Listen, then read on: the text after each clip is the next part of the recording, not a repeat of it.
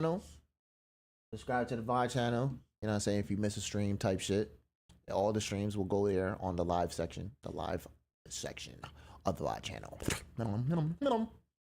Lunar, I'm moving back to the J next month. I will find you and touch you. Nigga, you ain't finding or touching shit. Fuck is you talking about, nigga? But shit, welcome back to the J though. Welcome back to the J though. Alright, man, let me get this. Let me put this shit public.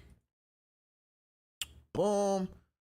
Boom skis. Alright, we are live on the VOD channel. YouTube. Listen, we finna get into reactions. And yeah, man. We got this one right here. Let me show y'all real quick. Feel me? Boom, boom, boom, boom. Go here. Boom. So we got this one. Streamers willing to do anything for views. That's cooked. I already know a lot of niggas doing dumb stuff. I'm not gonna lie to you. But hold on. Actually, let me do this real quick. Streamers will do streamers willing to do anything for views. All right, man, let's get into it. I'll do some shit for views. Like what? Anyways. Talk to me. Have you seen the guy who's not sleeping? It's getting bad. What's going on anymore? So he's not sleeping for some views? Okay, interesting. Look, I can't do it, bro. Like, I'm not just gonna do anything for views, but I gotta stay true to myself. I gotta stay authentic, bro. I'm not doing no random, like, I'm not going out my element, you feel me? That's too crazy. I go out my element, but not too crazy, you feel me? More, man. He was caught harassing a Filipina. Oh, that's... He tried grabbing the cap of a security guard, as you can see there. But just please don't do what I did. Please. Don't be that stupid. I don't know what to do, you know? Wow. Life was going so good. Oh, doggies. I was waking up so happy every single day. Some streamers don't care about rules. They don't care if they put themselves in danger. They just want people to watch. Today, we're looking at streamers willing to do anything for views. All right, so before we continue, I want you guys to meet my fiance. Fiance? Hello. So we partnered with MyHeritage to sponsor this video as a paid collaboration and figure out exactly what ethnic background. Yeah, buddy, I don't care. I ain't gonna lie to you. W sponsor though. Skip.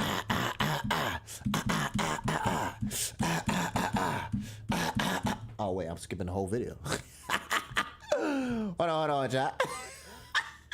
% discount when you order the kit. Normie. I bet. Normie became famous for suffering on camera. He would put himself through extreme challenges. Then he would live stream the experience for everyone to see. In 2024, Normie made it. And the thing is though, that drawing gonna work because people love seeing people suffer on the internet. Like, it generally puts like entertainment in people's eyes when you do shit like that. And I get having a punishment or whatever, but like sometimes it gets way too far. Niggas do the most. It turned them on. I don't know, bro, but like sometimes niggas take it way too far. An announcement. He was going to stay awake for 12 days straight. 12 to set a world record. He called it Staying Awake for 12 Days World Record Live. Wow. But the challenge didn't make sense because this record didn't exist anymore. In 1997, Guinness banned all world records for staying awake. Wow. Why? Because it was deadly. Scientific studies suggest that even... Wow, so he could have done like 2 days or a day. Like why he doing all that, bruh?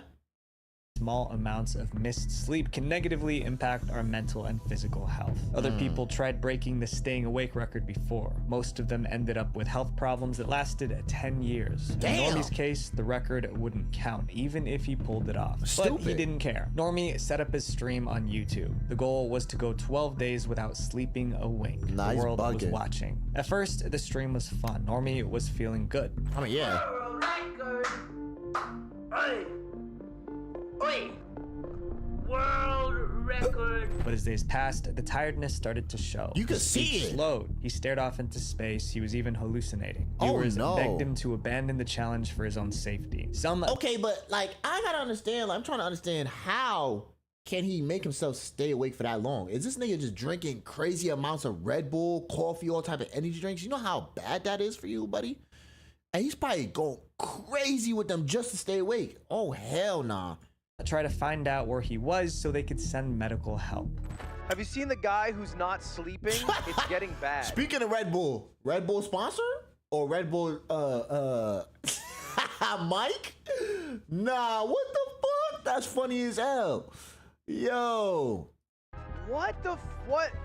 What's going on anymore, man? Eventually, YouTube started to get worried. They didn't want Normie having a medical emergency on their site, so YouTube shut down the stream. At that point, Normie had already stayed awake for 250 hours. He only had 12 more hours to go. He refused to quit, so Normie set up a new live stream on Kick. Most people think Kick allows more freedom than YouTube, but even Kick thought Normie's stream was too risky, so Kick shut it down. Then they banned Normie so he could... See, look.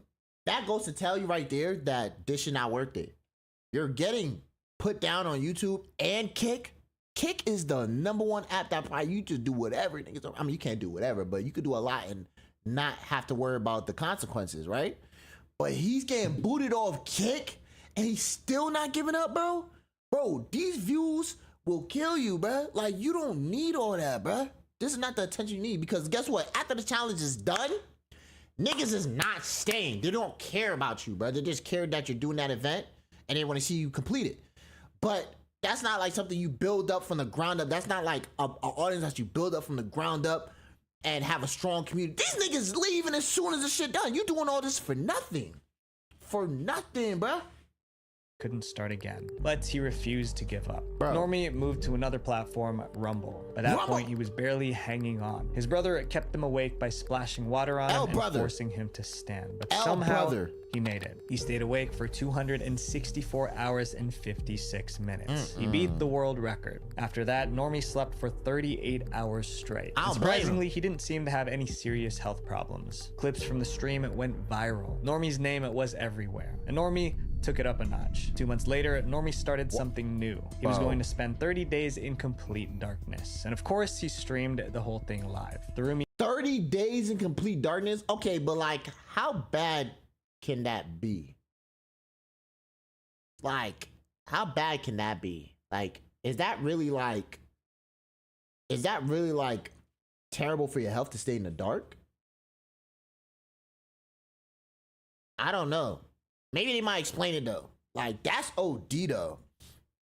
To spend 30 days in complete darkness. And of course, he streamed the whole thing live. The room he stayed in was pitch black. The only reason viewers could see anything was because of an infrared camera. The room had nothing but a mattress and basic supplies. But the longer he stayed in the dark, the creepier things got. He started talking to the camera, trying to guess how many days had passed. By day 22, he was biting chunks out of the door. The viewers thought he lost his mind. Finally, it was day 30. Normie's friends pulled him out of the dark room. The audience watched as he saw light for the first time in 30 days.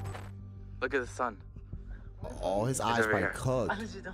Normie did it all for views, and it worked. Today, he has over 1 million subscribers on YouTube. This nigga trying to be like Mr. Beast. Cause wasn't Mr. Beast doing like crazy shit back then too? I mean, he's still doing crazy shit now, but like, I feel like when Mr. Beast first started, he was doing like crazy shit too though, and it worked. But yo, this nigga is bugging though. He's still doing crazy challenges. Imagine spending 5 years in jail because of a live stream. That's what almost happened to our next streamer. Oh shit. Ice Poseidon.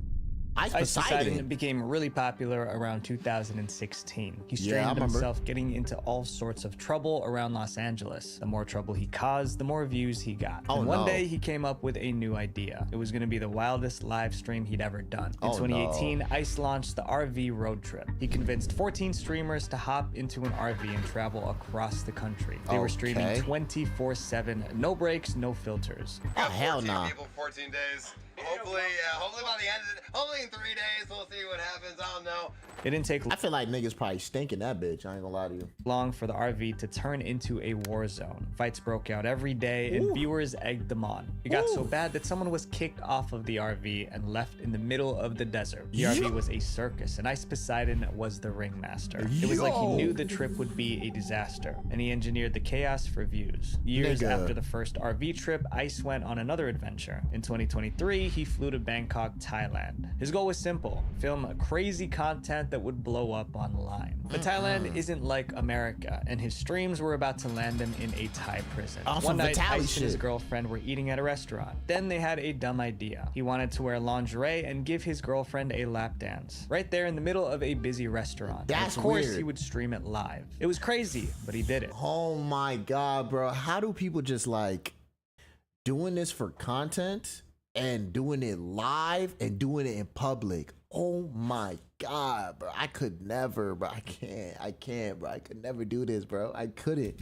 The stream was getting views and reactions online. bet But there it was one was. thing that ICE didn't consider. Thailand has some of the strictest laws about public decency. Ooh, Giving a lap see? dance in public wasn't just offensive, it was illegal. The restaurant manager was furious. She accused them of disrespecting Thai culture. Someone called the police. By the end of the night, ICE was arrested. He was Stupid. charged with distribution of obscene content. Stupid. That carried a sentence of up to 5 years in a Thai prison. But ICE got lucky. He spent a couple weeks in jail and was forced to issue a public apology. Oh nah. Held in Thailand for the actions that Damn, that nigga small as hell. nights ago at a hotel in Bangkok, Thailand. What the? I wanted to make this video to apologize to Mrs. Noprat Oompa. Then he was released on a $12,000 bail. ICE's lap 12,000? dancing stream got views, but it Yeah, they made sure to get a bag off that nigga.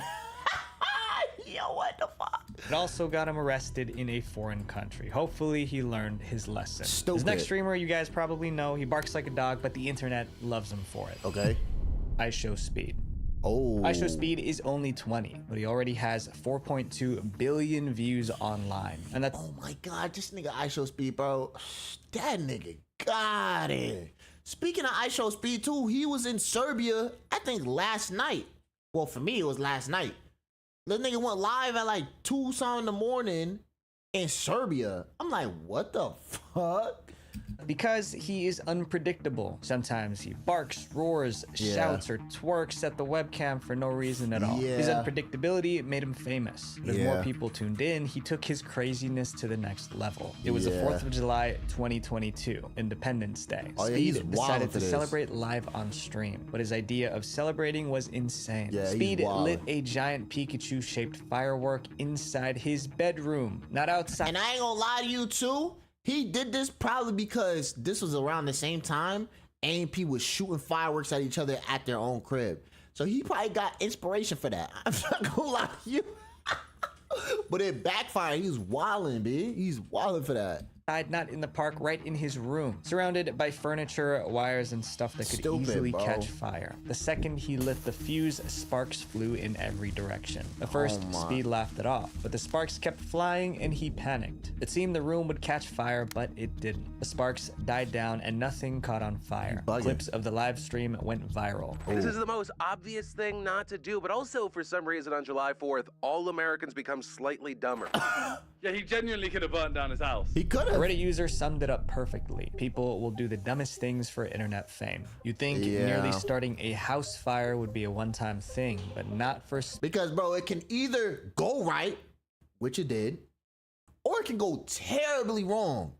It can burn the whole house down, bro.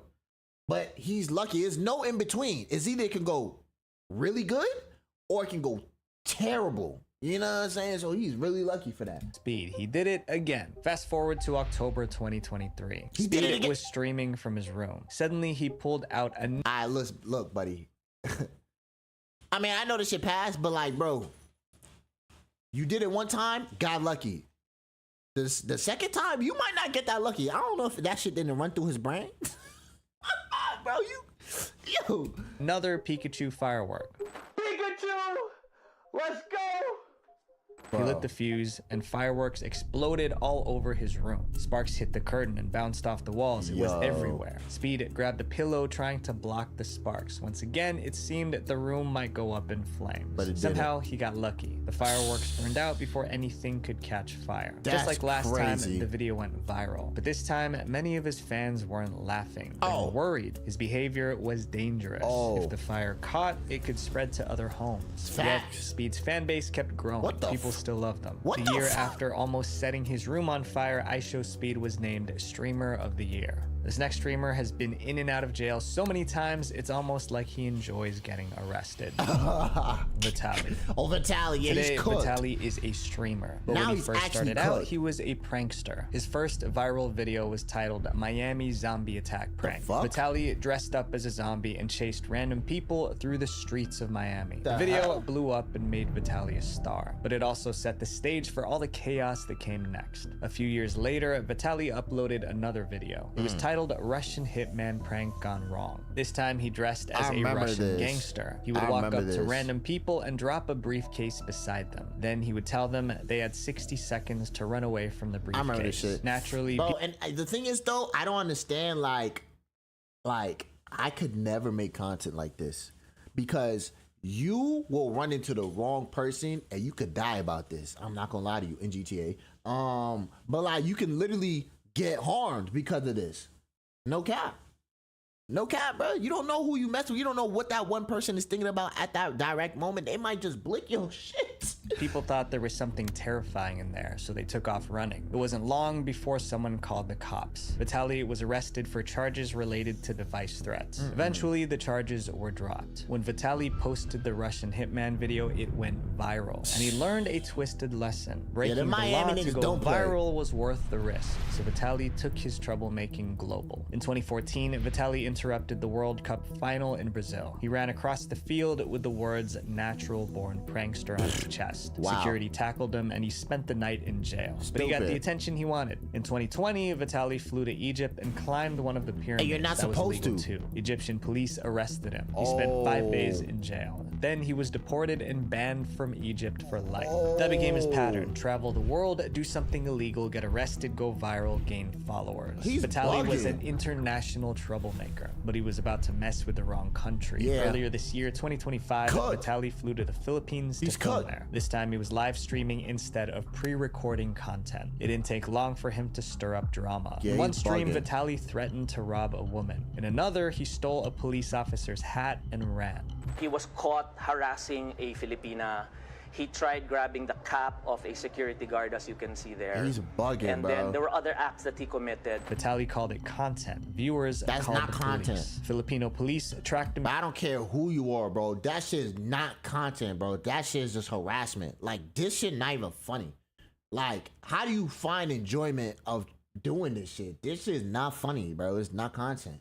Banned from a country is actually OD. That's facts. Like, how you banned from a whole country? How you banned from a whole country, son?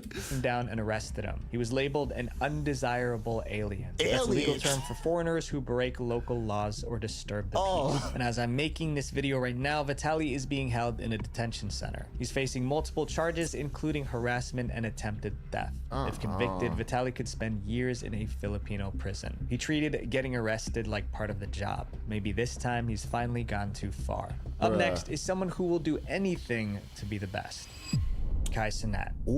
In early 2024, Kai Cenat was the king of Twitch. He had more subscribers than anyone else, and he was obsessed with being #1. But on September 30th, Kai woke up to bad news. Another streamer called VTuber Iron Mouse passed him. Iron Mouse now had about 326. Oh yeah, I remember this. And then he did his little fucking mafia-thon and he passed her. That's not bad. Unless you're gonna tell me something I don't know.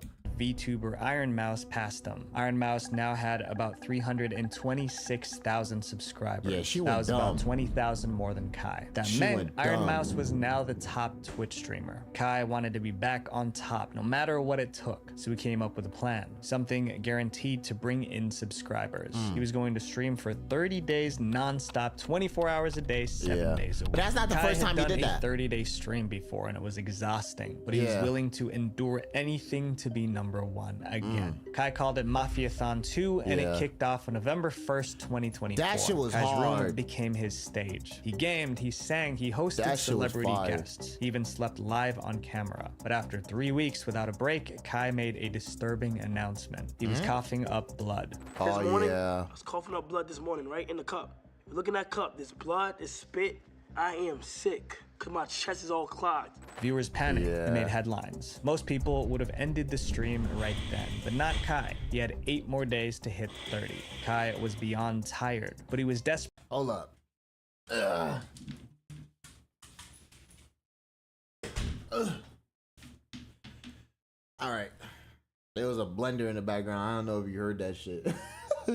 That shit was loud as fuck. Cut. Take forward. Cut. Chat. Cut. Cut, nigga. Cut.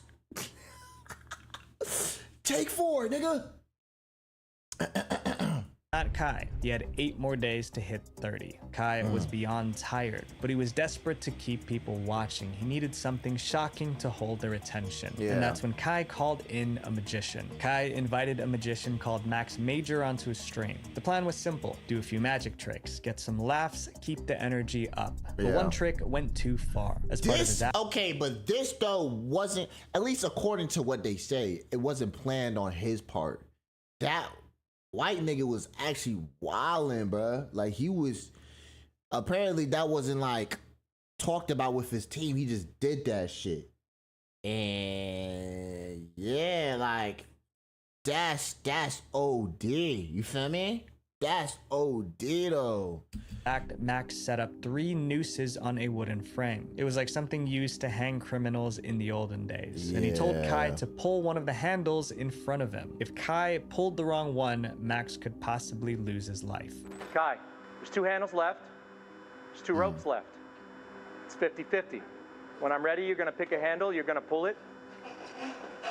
But this time there's a little bit more on the line. But when Kai picked the handle and pulled, Max's body jerked into the air. Kai pulled the wrong handle. For a few horrifying seconds, everyone thought they just saw a man lose his life on camera. But it was all part of a very realistic trick. Max the magician was fine. No one was hurt. But the viewers weren't laughing. They expected a magic show. Instead, they were scared, and they blamed Kai. But Kai wasn't to blame because neither he nor his team knew the details of the prank beforehand. No controversy or not, Kai wasn't stopping the stream. And a few days later, he hit the goal. 30 days of non-stop streaming. He ended the stream with over 728,000 subscribers. That was more than double Iron Mouse's 320. And I said this too, right? If anybody's gonna hit 1 million subs, my nigga, it's gonna be this nigga Kai. I'm telling you right now, this nigga is different. If anyone's going to hit 1 million sub on Twitch, it's gonna be this nigga.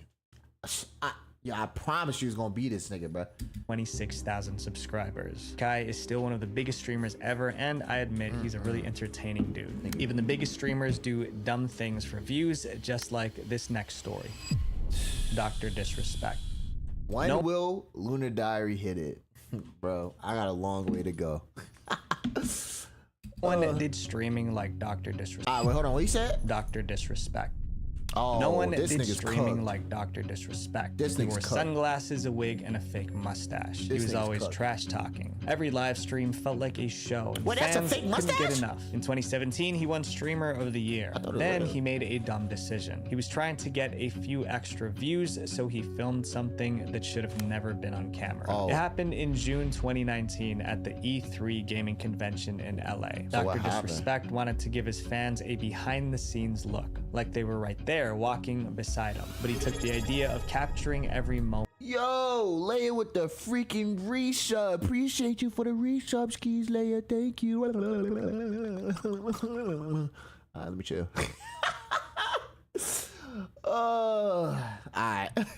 Look, like they were right there walking beside him. But he took the idea of capturing every moment a little too far. While live on stream, Dr. Disrespect walked into a public bathroom. But he didn't turn the camera off. There were people inside, some at the urinals, others washing their hands, and Dr. Disrespect was streaming. It wasn't that's just weird. awkward, it was illegal. In California, it's a crime to film inside a public restroom. There were more than 6. I mean, even if it's okay, say that even if I didn't know it was illegal, that shit is still weird. You got niggas whipping they zick out, and you don't want that to be on stream. I'm looking out for that person because I wouldn't want them to be on the screen with thousands of people watching. Nigga whipping his zick out in the bathroom, taking a waz. Like, why does that not fit in your brain? If anything, I tell the camera people, yo, stay outside. I'm gonna go take a piss. That don't mean no goddamn. What the fuck is wrong with this nigga? Yo, I swear niggas don't got common sense. It's common sense. Why did the cameraman follow him though? You're not wrong. But at the same time, he didn't say nothing either. He should have told the cameraman, stay your ass outside. I'm gonna go use the bathroom. What the fuck? Yo, what's good, AP? What's good, Brody? I appreciate you. 60,000 viewers watching social inside a public restroom. There were more than 60,000 viewers watching. Social media went crazy. People bombarded Twitch and E3 with complaints. Dr. Disrespect suddenly realized he was in trouble. Twitch slapped him with a 2-week ban, and E3 kicked him out of the convention. A week later, he posted an apology. He said, "We were so into the E3 IRL journey that we became a little blind in what's okay and what's not. Nah, okay. you're just... We had no ill intentions." Yeah, you're the fucking scandal stupid. eventually died down. Twitch lifted the ban, and Dr. Disrespect started streaming again. He's gotten into a few more scandals since then, but that's a story for another day. Yeah, that nigga's a PDF file. This next streamer almost put someone in the emergency room. Carl Reamer. Carl Reamer didn't seem like the type to do something crazy for views. He was a professional Call of Duty player. He had more than 100,000 followers on Twitch. He was part of an esports team. He wasn't involved in any kind of drama. But one day, Carl got caught up in the moment, and he did something that made him go viral for all the wrong reasons. It was March 4th, 2020. Carl went live from his bedroom like usual. But that night, things were different. For one, Carl had been drinking. You can tell by the way he slurred his words. Then he started ranting about people who were calling him broke. He was trying to act tough, like he was trying to scare those calling him broke. Nigga, bro, who gonna be scared of this nigga? Look at this guy. Nigga, I'm not scared. I'm laughing in your face, son. Yo. People who were calling him broke. He was trying to act tough, like he was trying to scare those calling him broke. So he reached off camera and pulled out a pew pew. Ow. Say I ain't got money. Say I ain't got money. The bullet smashed into his computer setup. Carl was frozen in shock. He quickly ended the stream, but it was too late. Thousands of viewers saw the whole thing. By morning, the clip was viral. It seemed everyone was talking about Carl. And it accidentally fires while he's on air. And I guess he ruined a $1,000 monitor. And there were serious... See, this is the shit. Like, you dumb because you trying to be funny and shit, my nigga. You trying to be tough and shit, and you shoot your own $1,000 monitor? Now that's coming out your pockets. Stupid. Nigga, what the fuck? Check your phone. Wait, what?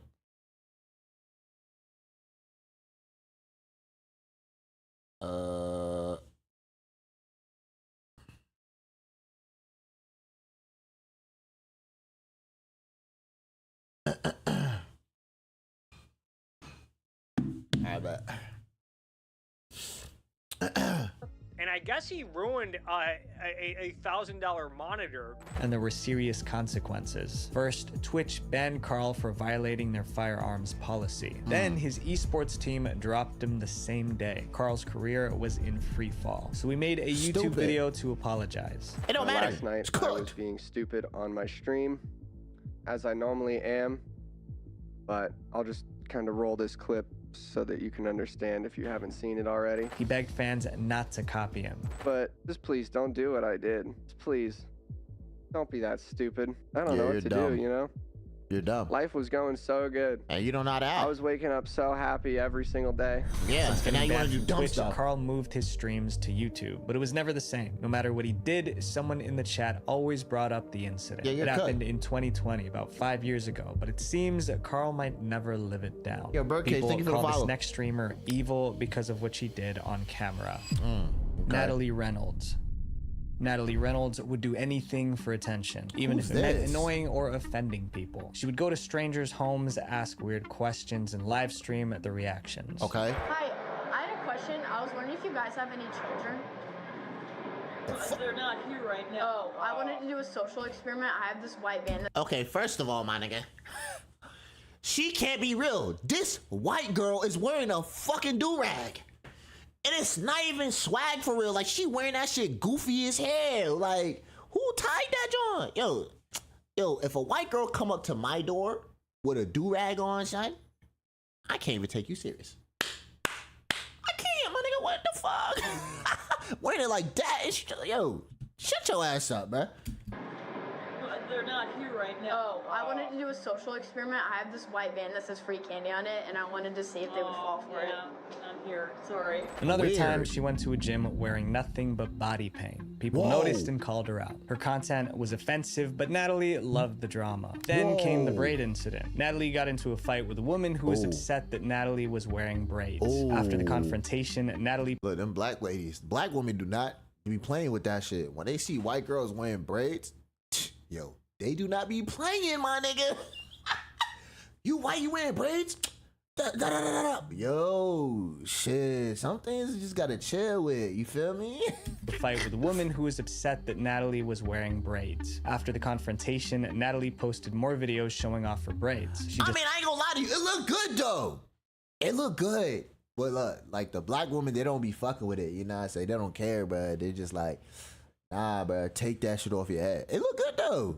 Loved stirring the pot. That was her thing. Push buttons, start drama, and get views. But what she did next wasn't just annoying, it was deadly. In May 2024, Natalie live streamed herself walking around Austin, Texas. She was taking part in a scavenger hunt. I was just there. It was there. a challenge where streamers had to find hidden items to win a prize. As part of the challenge, Reynolds needed to find an RFID scanner. The search led her to a lake. She thought the scanner might be in the water. That's when Natalie saw a woman sitting nearby, and she made her an offer. She promised to give the woman $20 to get the scanner from the lake. The woman said she couldn't swim, but Natalie didn't care. She kept...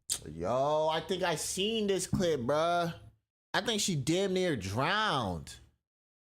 Or she probably did drown. Bro, nigga.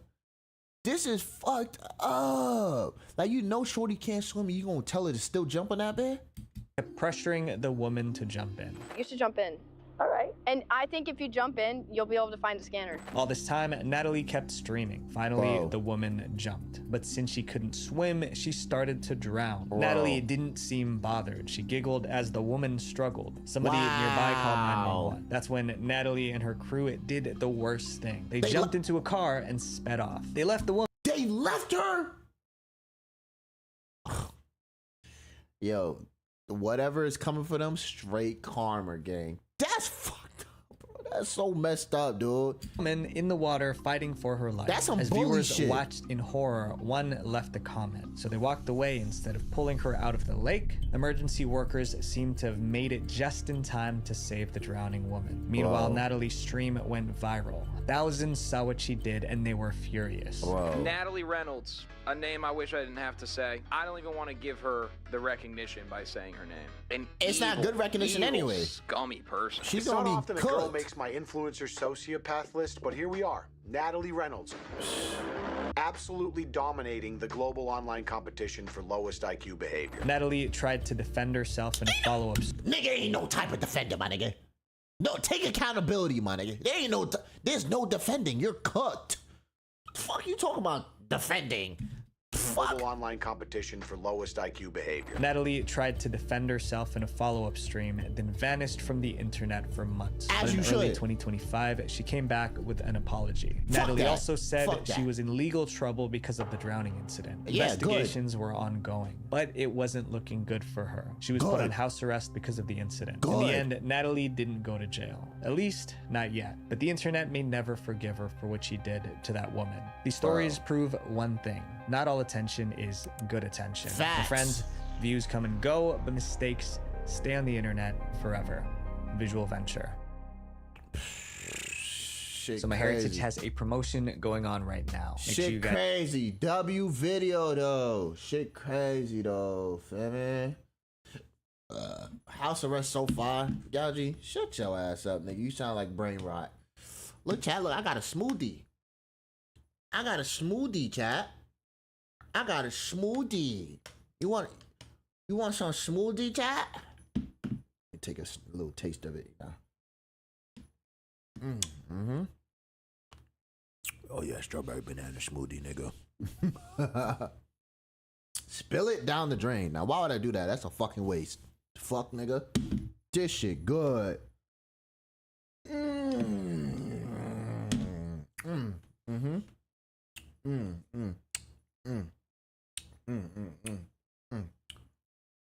Looney, the funny sus moments, please. I got you next time. Lunar, I love the hell of a boss. Keep that shit up. Oh yeah, we definitely gonna keep the series going. I got some more shit that I'm about to react to. Yo, bro, I ain't gonna lie to you. Chat. I'm about to be coming out with bangers. I don't give a fuck. Always eating. Nigga, why you so worried about what I'm eating, nigga? Nigga, if I want to eat some, nigga. It's smoothie, nigga. It's good for you. You want some? You just mad you can't get some. It's okay.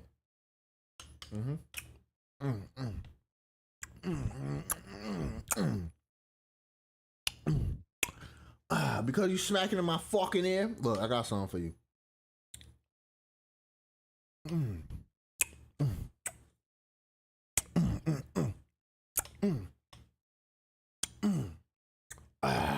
Hold on, why you moaning? It's just a drink, cause it's good as fuck.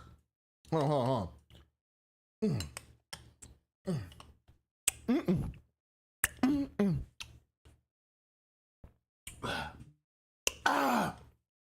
Hold on, let me get another spoon.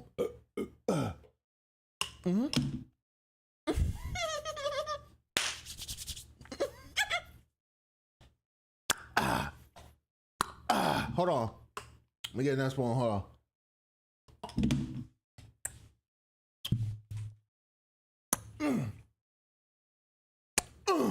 Nigga, this shit cold as fuck.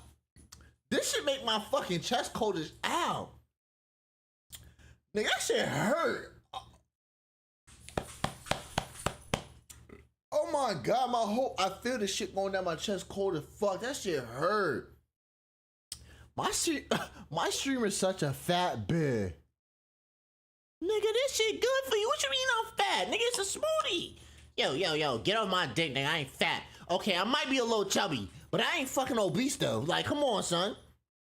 Fuck on these niggas. Clipping that. Yo, we gotta be more on clip timing. You feel me? We gotta be more on clip timing. Check Discord. What's on Discord? Big back activity. All right. Fuck is on. Okay, so why see this nigga Vass's toes on my shit, and then I see me talking about ugly ass nigga. Fuck you talking about? Like, come on. I hate how you use me for your own benefit. You damn right, nigga. You like being used. That's the thing, though. You don't hate it, nigga. You like being used, nigga. And I'm gonna use you some more. What is you talking about?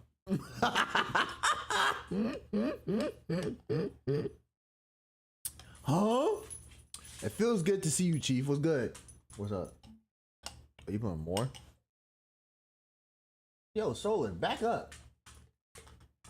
What's good, bro buds? Pause that. I want you to use me, Lunar. Get your little gay ass out of here, nigga.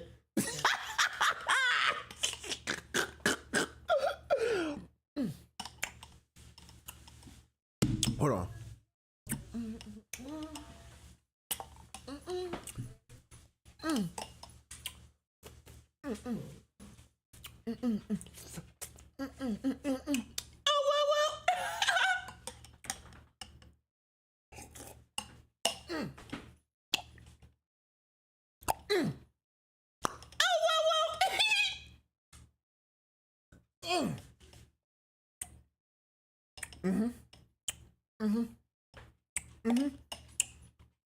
Y'all gonna watch me fucking eat the rest of this shit or drink the rest of this shit, nigga. Hold on.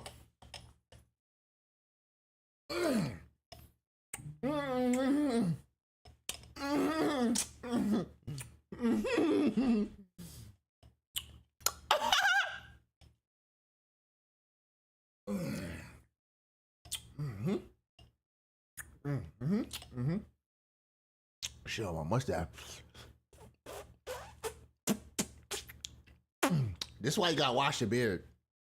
Because niggas be eating and they get food in their beard, right? So if you ain't got no type of beard shampoo and conditioner, get that. You need to wash your beard, dude. Niggas be having crusty ass, stink ass beards. Come on, son. Hold on.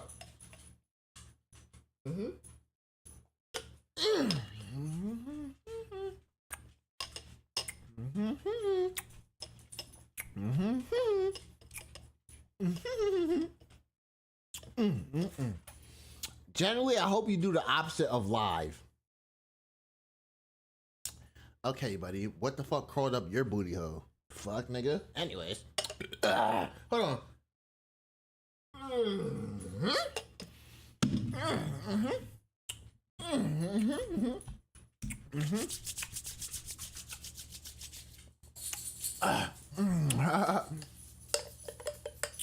Hold on.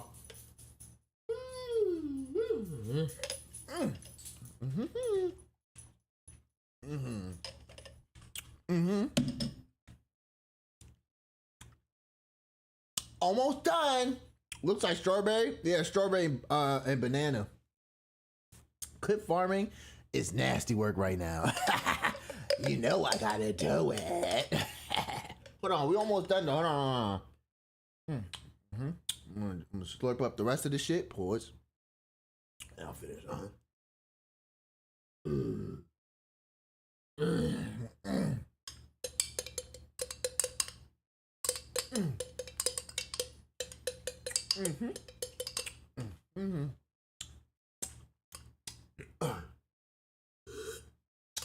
Hold on. Damn, you want some hungry ass nigga? Hold on. I want that. Hold on.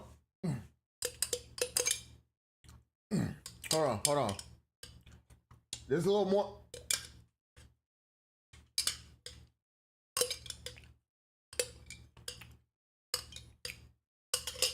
Nah, we done. We done. Ain't no more shit in there. There was a little bit in there. I ain't gonna lie, there was a little bit in there. You know, I had to make sure I had the rest of it because you can't be letting shit go to waste. Hold on. Excuse me. Anyways. Did you check to see if your lens work on your VR? I mean, it should. It's Valve.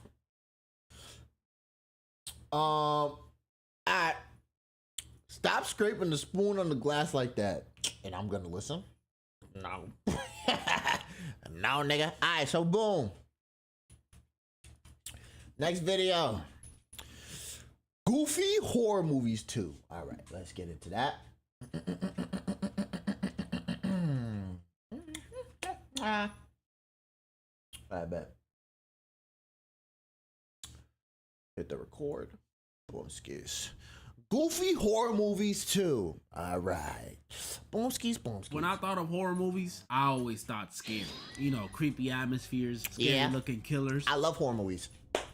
Jump scares. But in a sea of these scary or even terrifying horror movies, sometimes there's some goofy ones. Horror movies so low budget or so ridiculous or sometimes so trash you can't help but laugh at them. So today, after nearly 3 years, golly, I'm revisiting this topic and we're going to be going over some more goofy horror movies. Some of these are well established, some of these are very popular, and some of these are the most ridiculous movie you'll ever see. And what better way to start than with a popular one? The Purge. We all know this one. Every year in America, all crimes become legal, rich people are protected, poor people die, economy and crime rates thrive, yada yada yada, people kill each other. Now, it's a good move. There were some goofy decisions made, like the daughter running off on her own when someone's in the house, or the son, you know, letting in a complete stranger on a night where people are allowed to kill each other. Oh my goodness, this pisses me off to this day. But the silliness of this movie for me doesn't lie in the decisions or the killers or the acting or anything like that. For me, it lies in its concept.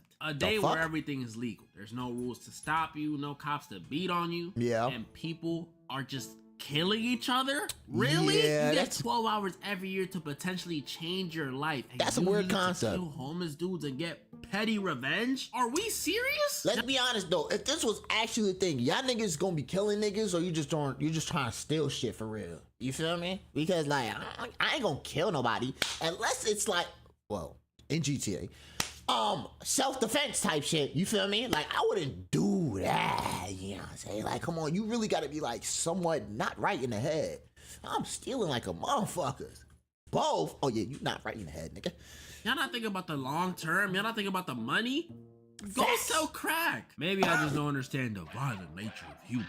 But I don't think that many people are itching to be the next Joe Goldberg. I'm sorry. That ending was booty, by the way. I might make a vid on it. But it ain't just the people only killing each other thing that I find goofy. There's also the unemployment and crime rate thing. The movie claims that the annual purge lowers unemployment and crime rates. Okay. Quite frankly, I don't believe that. Because that's under the assumption that people don't work jobs because of competition. When in reality, people don't be unemployed because of competition. People be unemployed because these jobs are too dang bougie. We all know it's true. I've had days where I submitted, not even joking. Bro, hey, bro, the way how the job life is looking right now, bro, it's hard to get a job, bro. Like, bro, like literally, I know a couple people that put in mad fucking shits in, and gang, they can't get a job, bro. Like, do you niggas say they hiring? Are you really hiring? Cause it don't seem like it, my nigga. Niggas trying to get to the interview, can't even get to the interview, my nigga.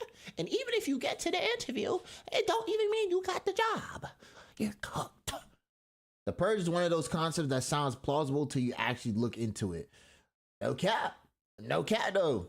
Over 80 Indeed applications. Just 80? for the first word in the email they sent me back to say, unfortunately. And that's just their approval rates. That ain't even talk about their qualifications. I've seen jobs with requirements like 5 years experience, bachelor's degree, able to lift 50 pounds, fluent in Spanish, German, and Russian. And the job title?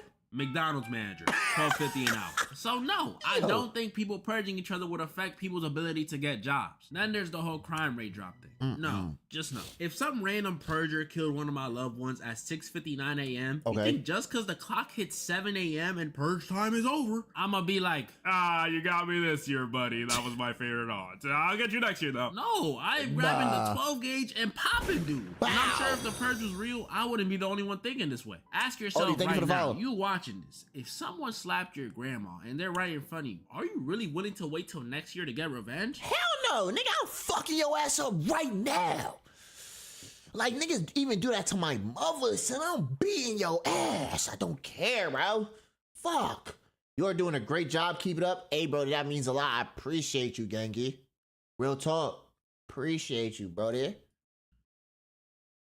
So no, it's also not fixed. How long you been streaming? Shit, I've been on and off for real. I don't even know when's the last, like, I don't know when's the last time I've been super consistent with streaming. So, I don't know, maybe like, I started being consistent like maybe last year. I don't fucking know, bro. I don't know, bro. Also, personally, I think Star Trek did The Purge better. Shit, I'm not even tapped in with all the purges, so I don't even know for real. You feel me? So like, yeah, man. Do you play games? Yeah, sometimes if I feel like it. To wait till next year to get revenge? What the fuck? So no, it's also not fixing crime rates. But that's The Purge, which is pretty normal compared to other movies I want to talk about, like The Evil Bong, a movie about a bunch of stoners that come across this evil bong that when they smoke it, it transports them to Bong Road. What? Nigga, what the fuck is this movie? This movie already sounds dumb as hell, but I never heard a movie that... This is a movie for the stoners, no cap. They come across this evil bong that when they smoke it, it transports them to Bong Road, an evil dimension full of killer strippers.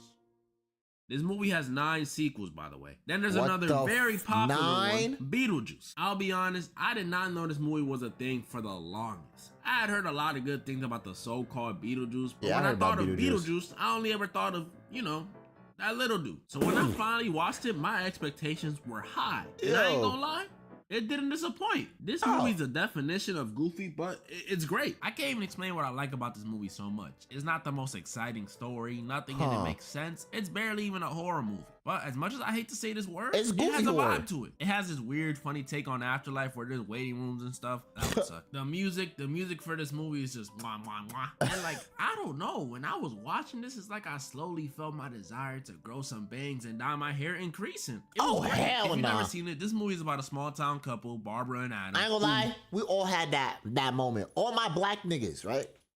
We all had that moment where we wanted to like have the little scene look, you feel me? Have the long black hair on some, you know, covering the eye and some shit. Do the hair flip, you feel me? You can't look at me in my face and tell me you never had that face before. Niggas trying to be on something, you feel me? Nigga, I was one of them niggas. I wanted to grow my shit long, like straighten my shit out or some shit. I don't care, bro. Die after being murdered. If you've never seen it, this movie is about a small town couple, Barbara and Adam, who die after being murdered by a dog. What?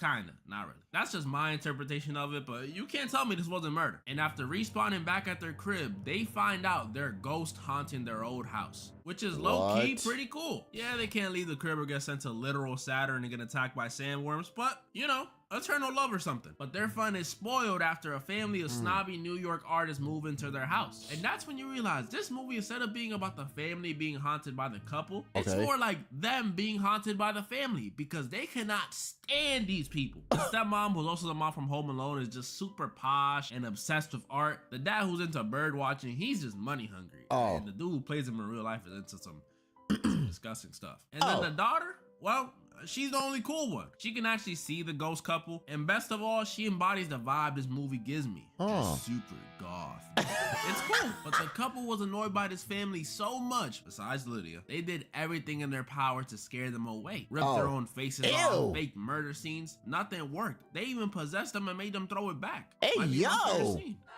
What? It's funny. But even that didn't work. It actually made things worse because these dudes decided it'd be a smart idea to make the ghost a tourist attraction, like a business. Okay. I don't know about y'all, but I'm definitely going to that. Did you see how they was throwing it? With no other options left, like something straight out of The Exorcist, they looked to hire a specialist. But this wasn't just any specialist. This was Beetlejuice. Not the little one. This dude is a moldy skin, green-haired, perverted being, and I mean very perverted, animated demon. And even though he showed up halfway through the movie, this dude was definitely the star of the show. They summoned him after saying his name 3 times to help them scare out the family, but turns out Mr. Juice likes to do more than just scare people. Because when he gets summoned, this dude starts trying to kill the family. That's called false advertising, Mr. Juice. Barbara eventually stops him, but it was too late. The damage was already done. Wow. The only cool one in the house, Lydia, didn't trust the couple because she thought it was them that did it. I mean, they're ghosts. But don't worry, that wasn't the end for Mr. Juice yet. We see Lydia in her room looking all sad, looking all goth, wanting to not be living, until she goes to the attic and sees Mr. One and Only himself, Mr. Juice. She starts telling him about her problems and how much her parents suck and how she wishes she were dead. Yeah, mental health and stuff. How about you get me out of here? Mr. Juice promises he'll help Lydia with whatever she wants as long as she helps him. But before he can, the ghost couple come back. Where were they? You know, ghost stuff. They tell Lydia being dead doesn't make anything any easier, and it kind of sucks. I ain't never watched this movie before though. But this wholesome moment is ruined. Yo, what the couple, after giving Lydia her motivational speech, start being exorcised. Yeah. In an attempt to impress some business partners, this dude over here started pretty much killing Barbara and Adam. They're already dead, but you know what I mean. With no other choice, Lydia rushes to Beetlejuice for help, and he helps her, but at a price. Beetlejuice is summoned and he does what he does, terrorizing and kissing the family and their guests. But he does save Barbara and Adam at a price. Beetlejuice agreed to help Lydia if and only if she marries him. What? Hell nah. Marry this little dirty nigga? Yeah, you got me fucked up. Them niggas gonna have to die. Yo, dumb ghost niggas. Yeah, I'm sorry. See you later. I ain't marrying this little nigga. Yo, in the R. Kelly, PDF. You're hundreds of years old. This girl's a teenager. He really is a demon. Or a Minecraft YouTuber. But before their wedding could be complete, Lydia is saved by Barbara and Adam. And the sandworm from earlier comes through and eats Mr. Juice. What a fitting way to go out. Like I said, although a little wacky and goth, I really enjoyed this movie. 8.5 out of 10. This movie different though. But I cannot say the same about the next movie I'm about to go. Abraham Lincoln Vampire Hunter. This is okay. Reading the title, Abraham Lincoln Vampire Hunter. What the my nigga, this movie gotta be definitely like goofy and also horrible. Real. And when I tell y'all this is one of the most ridiculous horror movies I've ever watched, I'm already knowing. Yeah, it's a horror movie. I truly mean it. This movie opens up and the first thing we see, a little black kid. 18? Okay, all right. Bro. This kid is Abe's best friend. And since it's the 1800s, he's sadly a slave. Bro. As a descendant of Caribbean slaves myself, and also probably a slave master. Not cool, white people. Not cool. We see a young Abe Lincoln rush in to defend his friend only to fail. And this little debacle, I like that word, gets him, or should I say his family, in more trouble than he thought. stop because that very same night, while little Abe is writing in his journal, he sees someone come in the house. Y'all can already guess who or what it was. A vampire. Which off the rip is how you know this didn't happen. Vampires are supposed to be welcome into your house. They can't just walk in like they own. This vampire, who was the same dude from earlier, was what started it all for Abe. Because after killing Abe's mama, R.I.P., Abe vows to get revenge on him. And this desire for justice is what starts Abe's vampire hunter journey. We see him get recruited. He gets a training arc where he can somehow chop down a whole tree. And eventually, who the fuck this nigga think he is? Where you getting powers from? How the hell you chopping a tree in one swing? Nigga, what? Nigga, slave hunter. The training arc where he can somehow chop down a whole tree in one swing. And eventually kills hella vampires. But after finally getting revenge and reflecting and realizing this vampire thing is bigger than he ever thought, we'll get to that in a second. He comes to the conclusion that the only way he'll really make a change in the world is through politics. So then he becomes president. And here during his presidency is where we really see the absurdity of this movie. Because bro, this shit is actually sped. Yo, this movie's probably horrible. What the fuck?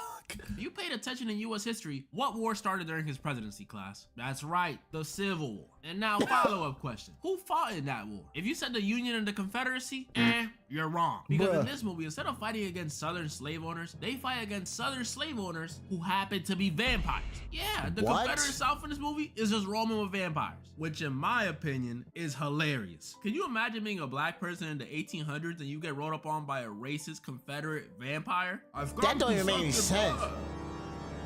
Oh, never mind. Or at least that's how I thought they'd be. Because in this movie, it's actually the opposite. The vampires don't see black people as inferior or a person they would avoid eating. In fact, they're actually their main source of food. And they use slavery to cover.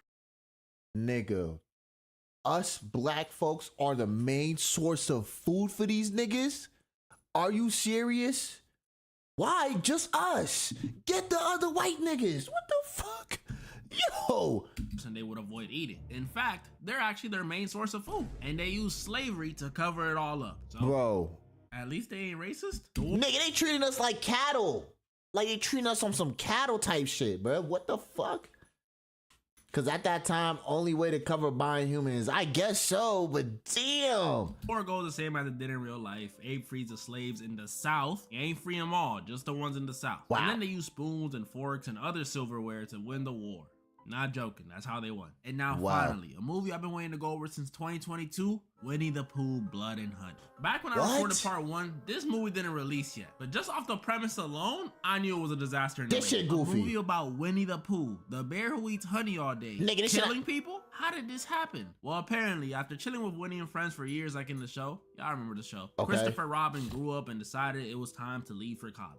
Playing games and eating honey with owls, tigers, and pigs just doesn't pay bills. And with their only connection to the outside world, and most importantly, food, gone, the animals were forced to fend for themselves. And then one fateful winter night, they decided the only way for them to survive was to eat one of their own. What the depressed donkey. Doing this made them go deeper into their animal roots, never speaking again. And even scarier, it made them hate humans. And so now Winnie the Pooh kills people. This movie is so unserious. We're literally watching Winnie the freaking Pooh and Piglet kill a bunch of girls staying at a cabin just because they can. And it really is just the two of them, because this movie couldn't afford to add any of the other animals. Is this even good? Tigger, there's no owl, there's not even the rabbit. And it'd be one thing if that was the only thing. Ew, is that drool, nigga? Yo, that shit looks disgusting. By the way, that shit has a sequel? Bro, this shit can't be that good. It can't be that fucking good. Wrong with this movie, but no, the lighting is booty. Winnie the Pooh has super strength for some reason, able to chop off people's hands with one fell swoop. Like what the? Some of the characters make the most ridiculous decisions. Like, why are you still in the hot tub? You just saw him on your phone. Crying out loud. They're wearing rubber masks. It's not even subtle. You can clearly see it. Look. This movie is something. It pretty much ends with Piglet dying and Winnie killing everyone except Christopher Robin. Oh my! Let's run away because he still had love for him. But it doesn't end there completely, because apparently since recording part 1, they've dropped a sequel to this movie, Blood and Honey 2, which I heard was actually better. And this year, 2025, they're supposed to be dropping a Poohniverse movie. What? A Bambi one? Bambi? Nah, I gotta see that one. That was pretty much all the horror movies I wanted to go over today. Comment down below the ones you guys thought was the goofiest. And don't worry, I ain't gonna lie. Y'all watching? Def watching? Yo, this This sounds crazy, bruh. I might tap in just to find something to watch while I need to go to sleep, because I watch bad movies when I want to go to sleep. And if it's a bad movie, I'm watching it. All right. What the fuck, bro? Nah, that's fucking insane. All right. So we got the worst type of students. Okay. We got the worst type of students. And after that, we got the most hated Cartoon Network shows ever. And then we have this shit. All right. There was a Mickey Mouse horror movie, right? I'm not sure. I wouldn't be surprised though if there was. I'm not gonna lie, I really wouldn't be surprised if there really was one. Bro. All right. The worst type of students. Okay.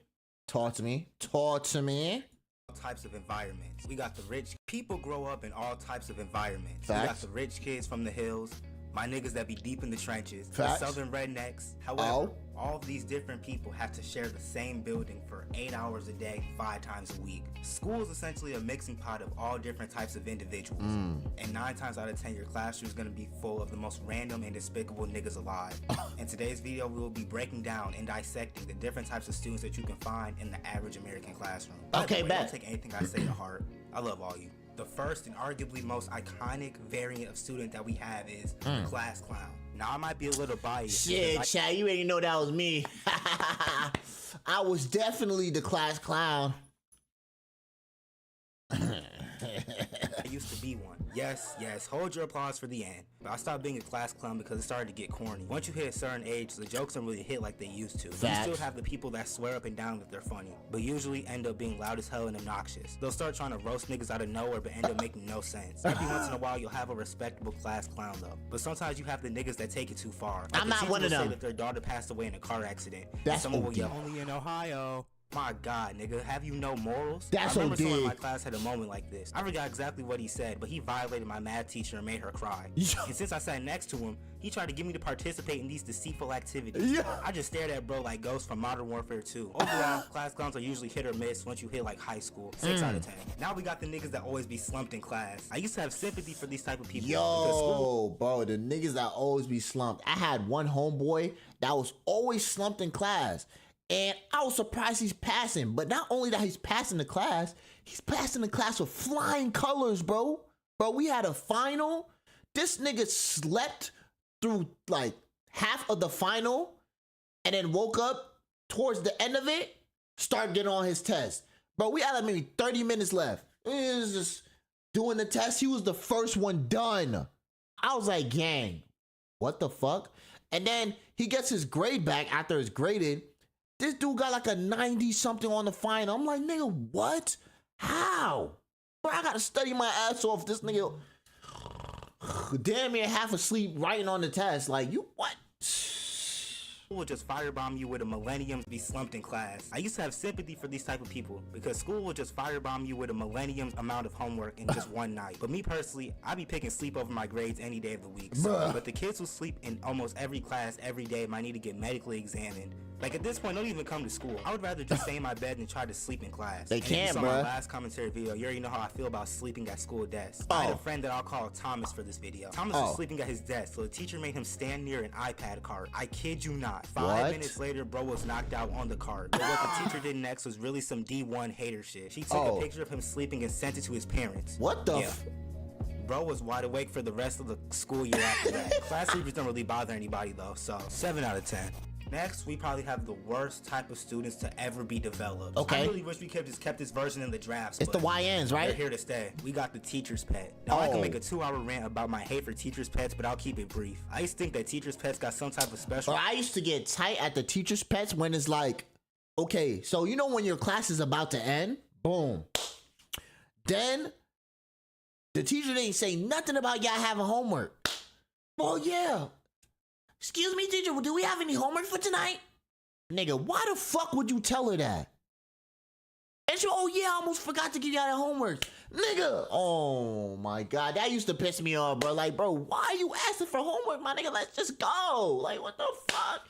Like, yo, come on, son. Jump his ass. Yo, damn near, though. Bro, that shit was so ass. Reward, that's why they acted like that. But no, these niggas were just riding meat for no reason. Can someone turn off the lights? I got a Miss Johnson, then would proceed to run faster than I thought physically possible to the light switch. They're also full-time snitches. Me and my homie would be throwing erasers at each other, minding our own business. And suddenly, Sarah will go out of her way to go up to the teacher's desk and perform her best Candace impression. Now me and my homie are getting referrals and whatnot. Overall, negative 42 out of 10. Oh. Now we got the try-hard nerds. The niggas that just be dropping random-ass facts for no reason in the middle of class. And they turn the most basic answers into Shakespeare scriptures. No matter what grade I was in, a try-hard nerd would always follow. Bro, facts, they want that attention. Like, bro, we already have a teacher. We don't need you fucking explaining for 8 hours why you thought the answer was C, bro. Like, you're just being a teacher 2.0, bro. We don't need that shit. Overall, 5 out of 10. Hot Cheeto girls are quite literally the bane of my Hot Cheeto girls. Loudmouth, sassy, and always coming in late. They run. So, which one of y'all is that? It's gotta be one of y'all niggas in here. I'm just saying, though.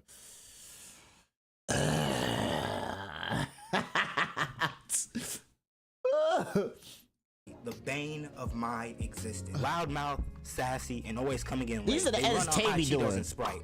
Their stomachs had to be lined with vibranium because there's no way their stomach isn't getting sturdy after eating all that shit at 8 a.m. in the morning. And don't forget their unlimited amount of body sprays.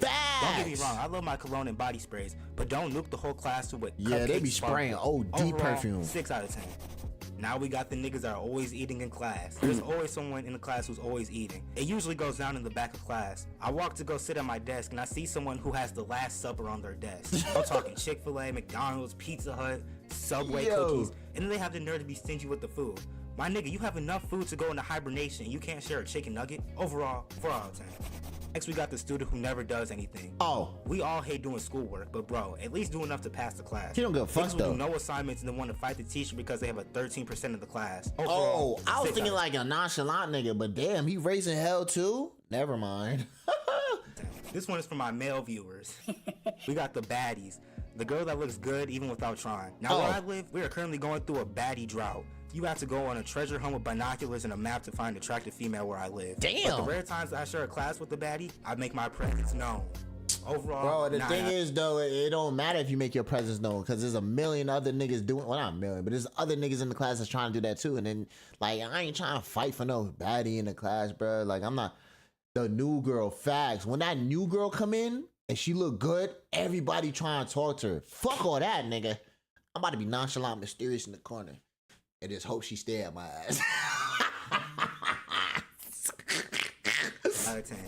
The rich and popular kids might be the only people that are neck and neck with the teacher's pet. They're not annoying because they're rich. They're annoying because how much they talk about it and how they try to make it a part of their personality. What the Popularity fuck? has always been a dumb thing to me. My people are really dick riding another student because they have friends or have more followers on social media. Ooh. Nobody's on a fucking pedestal.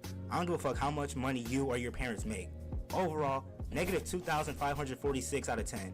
The quiet kid is someone you might want to make friends with. If there's someone that looks like this at your school, treat that nigga with care and don't provoke him. If you know, you know. Overall, 11 out of 10, 11 out of 10, 11 out of 10.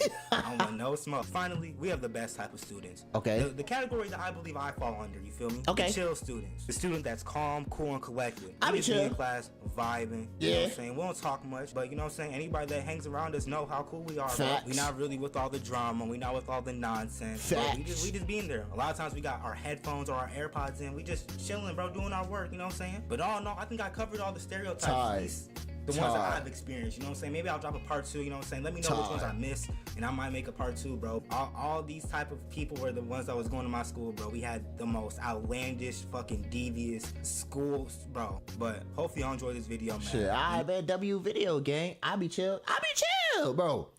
I'm a chill ass nigga, bro. Like off this streaming shit, off this content creation shit, yeah, I be chill. Obviously, I got my crackhead moments, but I be chill though.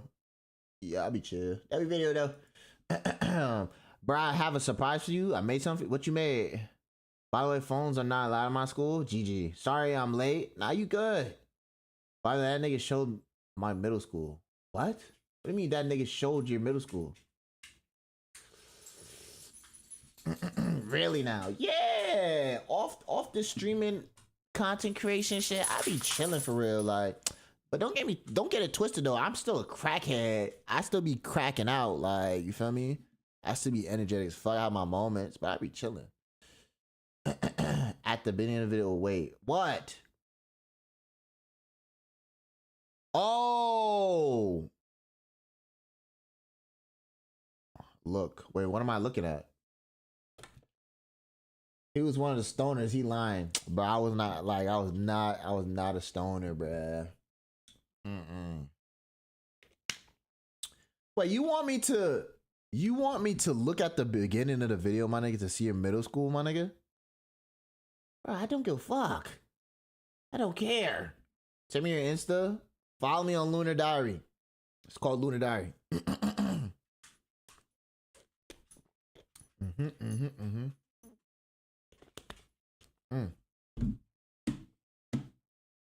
Next, nigga. All right.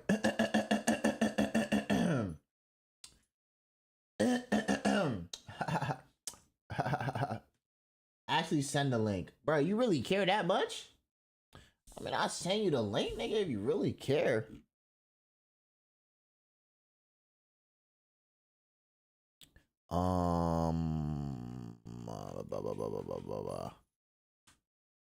Copy link, nigga. I'm trying to see if it is or not. Bro, nobody cares about your middle school. I ain't gonna lie to you. You know what I'm saying? Like, niggas don't care, bro. You know what I'm saying? Niggas don't care, bro. I do. Alright, bro. Alright, bro. Alright, bro. Put this over here. I'll eat you alive. What the fuck? We eating niggas? Hey, yo. Alright, bet. Check this shit out. Yo, what's good, Wolf King? What's good, broski? Alright, bet. The most hated Cartoon Network shows ever. Talk to me. I like Cartoon Network. That was me, though. From the upcoming Cartoon Network series, here's the annoying orange. You know, on second thought, this. Yo, the annoying orange is so fucking chopped. But I did not like that show. That show was so. Oh my god, I forgot about that shit. This shit's so ass. Oh my god. Yo. Might have been a sign of the end times. Hated Cartoon Network shows. Yo. This was depressingly easy compared to the Disney video, actually. After Nickelodeon fell off a cliff going into the late 2000s, Cartoon Network kind of claimed its place as the go-to cartoon channel on television, and they definitely had the catalog to support that claim. The other channels just couldn't compete. Like, sure, Disney and Nick both had their standout shows during the 2010s, but nothing could really get on CN's level when it came to having a consistent output of bangers. However, that's not to say Cartoon Network didn't have a number of missteps throughout this era, because... Brand new Ben 10 starts Saturday the 8th. Okay. Wait, what Ben 10 is this, my nigga? The fuck? When was he a little jit like this? This don't even look like the Ben 10 I remember.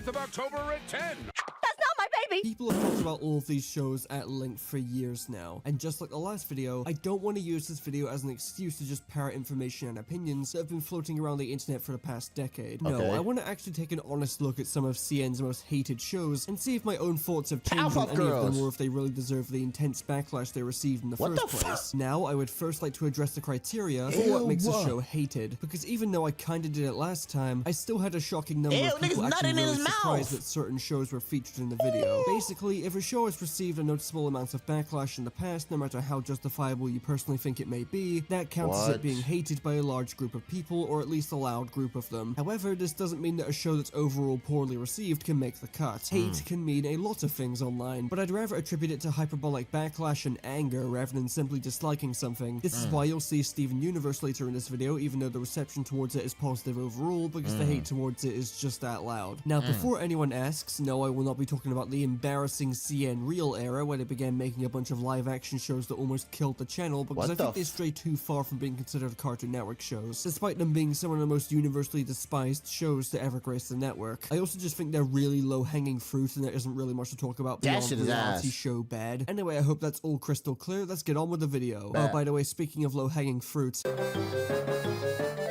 Reboot Squad? The fuck is that?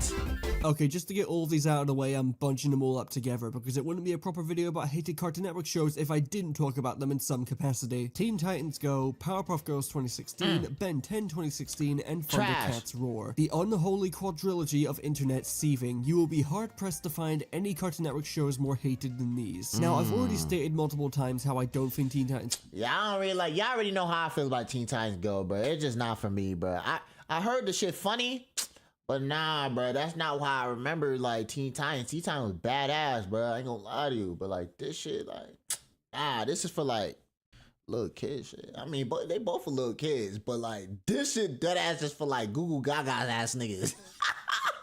Specifically is that terrible. Granted, that was before the diaper episode caught my radar, so thanks Teen Titans Go for making me look like a massive twat. But I've also made it clear that I think it's really odd that so many people choose to focus on and keep talking about these shows like they've just released and represent the downfall of Western civilization, especially when most of these shows are nearly 10 years old. Hell, the only one of these that's still currently going is Teen Titans Go, so at the very least I can understand why that's on people's minds. But these ended years ago. So with all of that said, let's just go through these one by one and then we can move on to the actually interesting stuff. Teen Titans Go is a low-effort parody of the Teen Titans intended for kids and doesn't try to be anything more than that. And from the episodes I have seen, which is roughly a quarter of the show, because have you seen how many fucking episodes this show has? The show has some really low lows and some shockingly high highs, but tends to just be really mid rather than bad. Not the worst thing in the world if you don't count the random fetish moments. I can't believe I missed these. Like, I haven't watched every episode of the show in order because I'm a grown man with better things to do with my life, but I literally had no idea half of this shit existed, and I'm willing to bet most of the show's haters didn't either. When did this video come out? Probably a while ago. 2 months ago. Because the majority of them still focus on and complain about episodes from the show's first season and haven't watched beyond that. This show has just been casually getting away with murder for years, and no one cared because the majority of the episodes were just painfully mediocre, and the devout haters of the show are just that fucking annoying. Yeah, the main reason the show still gets hate is, ignoring how much it takes up CN's schedule, is because of the episodes where the writers fire back at the show's haters, which I did previously say I liked on principle, because to begin with, the show was just literally an innocent parody of the Teen Titans that got an absurd amount of backlash, including death threats, and I liked how earnestly petty the clapbacks were. But the show is still making them to this day, mostly because the hate hasn't stopped, but I do think they should just lay off at this point. I can clearly see why people get mad at these episodes, but at the same time, it's been over a decade and you need to move on. The show is clearly not going anywhere, and the hate honestly just fuels its worst habits. Teen Titans Go is massively overhated, but it's still not very good. At least the movie's pretty good, so there's that. There's a movie for this? 2016 is actually not the worst thing to happen to the Powerpuff Girls in recent memory. Look, I know this wasn't an actual trailer, it was just to pitch the show to executives, but genuinely, what were they thinking? Powerpuff Girls 2016 is probably the CN reboot of the worst reputation overall. No, we're not talking about Chopped. But wait, there was a live action of Powerpuff Girls? Or that's crazy. About that, and I'm struggling to think of a single redeeming quality outside of the admittedly fantastic intro. The intro does not get enough credit. It's visually stellar and the song is pretty good too. It unfortunately doesn't do a good job of representing the show at all. Okay, it, we're going to talk about Ben 10 and Thundercats reboots alongside Powerpuff Girls because all of these shows are shockingly similar, and I already spent a long enough time talking about Teen Titans Go. All of these shows are massive visual downgrades compared to the originals. The characters are flanderized, the shows have lost a lot of the original's bite and edge, and mostly just dumb everything down for kids, despite the original shows all being made for kids while still being excellent, blah blah blah blah blah blah blah blah. You've heard this before. Unlike Teen Titans Go, I find all of these shows to be almost completely terrible, and I completely understand why people dislike them and hate them. The only show I'd say got hated into oblivion and didn't really deserve all of it was Thundercats Roar, which on its own is a very unimpressive series, but out of nowhere it single-handedly kickstarted the discussion about the CalArts art style that people still talk about to this day. Like, people were complaining about this before Roar was announced, but it definitely seemed to kick the whole— Yo, that ass looks similar as fuck. I ain't gonna lie to you, that looked dumb similar. Like, what? Hornet's Nest. I won't deny that Roar is an ugly looking show, but the whole CalArts argument always seemed overblown to me, and it definitely didn't help that the whole controversy led to shooting threats being made to the school itself. Most of them were just jokes, but I don't think it needs to be stated that this is still a really f***ed up thing to do over a cartoon intended for children. For real, the threats turned out to be harmless in the end, but I think this is still enough for me to say the backlash towards Thundercats Roar specifically was massively overblown. Overall, the reboot quadrilogy ruffled a lot of feathers for some perfectly understandable reasons, but the reactions towards a few of them were definitely overblown. Okay, thank God we are finally over these. Now I can finally talk about the rest of the shows on display. What's next? Okay. No, get me out! I hate this show so much, bro. This shit so chop, bro. The Geneva Convention. Bro, who the fuck made this show and thought it was a good idea to have like actual faces on oranges and different type of fruits? This shit looks terrifying, bro. A stoner. Bro. Conventions are international humanitarian laws consisting of 4 treaties and 3 individual protocols that establish international legal standards for humanitarian treatment in war. The singular term Geneva Convention colloquially denotes the agreements of 1949, negotiated in the aftermath of the Second World War, which updated the terms of the 2 1929 treaties and added 2 new conventions. The Geneva Conventions extensively define the basic rights of wartime prisoners, civilians, and military personnel, establish protections for the wounded and sick, and provide protections for this nigga reading the whole definition. This is the deciphered and uncomplicated way to describe how bad the high fructose Adventures of Annoying Orange is to the average person in the King's English. I still don't understand how the Annoying Orange of all things got a TV show on Cartoon Network. I get that back in the day the Annoying Orange was one of the most popular things on YouTube, and even today for a fad that died nearly a decade ago, it's still doing modestly well. I really hope that whatever executive saw this channel and decided it would be a great idea to contact the creator and turn it into a series has managed to get the help they desperately needed. Or they're dead, I'll take either outcome. I use this term a lot to describe certain things, but the Annoying Orange TV show is literally just a shitpost. But not a professional shitpost, because to be blunt, there is nothing professional about this show whatsoever. This is usually when things move on to television, they tend to get a larger budget or widen their scope. The Annoying Orange does neither of these things. The quality of the average episode of The Annoying Orange is on par with the YouTube videos which were made with nothing but Adobe Premiere Pro and some JPEGs. The only difference between the two is that now, instead of an episode being 3 to 5 minutes at most, each episode is now the standard 10 minutes. 10 minutes? 10 minutes of The Annoying Orange. But how the fuck can you watch 10 minutes of this shit? This shit will give me, I'm losing chromosomes off this. How the fuck you watching this for 10 minutes? For 2 seasons and 60 episodes. Ha, nice try, feds. I know a CIA torture method when I see one. No one above the age of 5 actually watches this willingly. It's a complete and utter assault on the senses made with literally no effort. That's what I'm saying. I will always respect Dane Bowe for respectfully chasing the bag with The Annoying Orange, especially when it began popping off on YouTube. They really did milk the absolute shit out of the series. But unlike a lot of people who milk their success dry, they were never an ass about it and just made a respectable living in peace. But the actual quality of The Annoying Orange itself is never gonna be in question. It's intentionally low effort, and while it may have begun as just a quirky web series, it very quickly began— I mean, the thing is, if it's so low effort, it is making so much money for them, yeah, why would you change it? Like, it's so low effort, they making a bag off of doing this shit. I mean, and they don't really see a future for it, so they probably not gonna put no effort into it. They just milk that shit till it dry out and die. But like, bro, this shit was ass. I don't know how the fuck people watching this.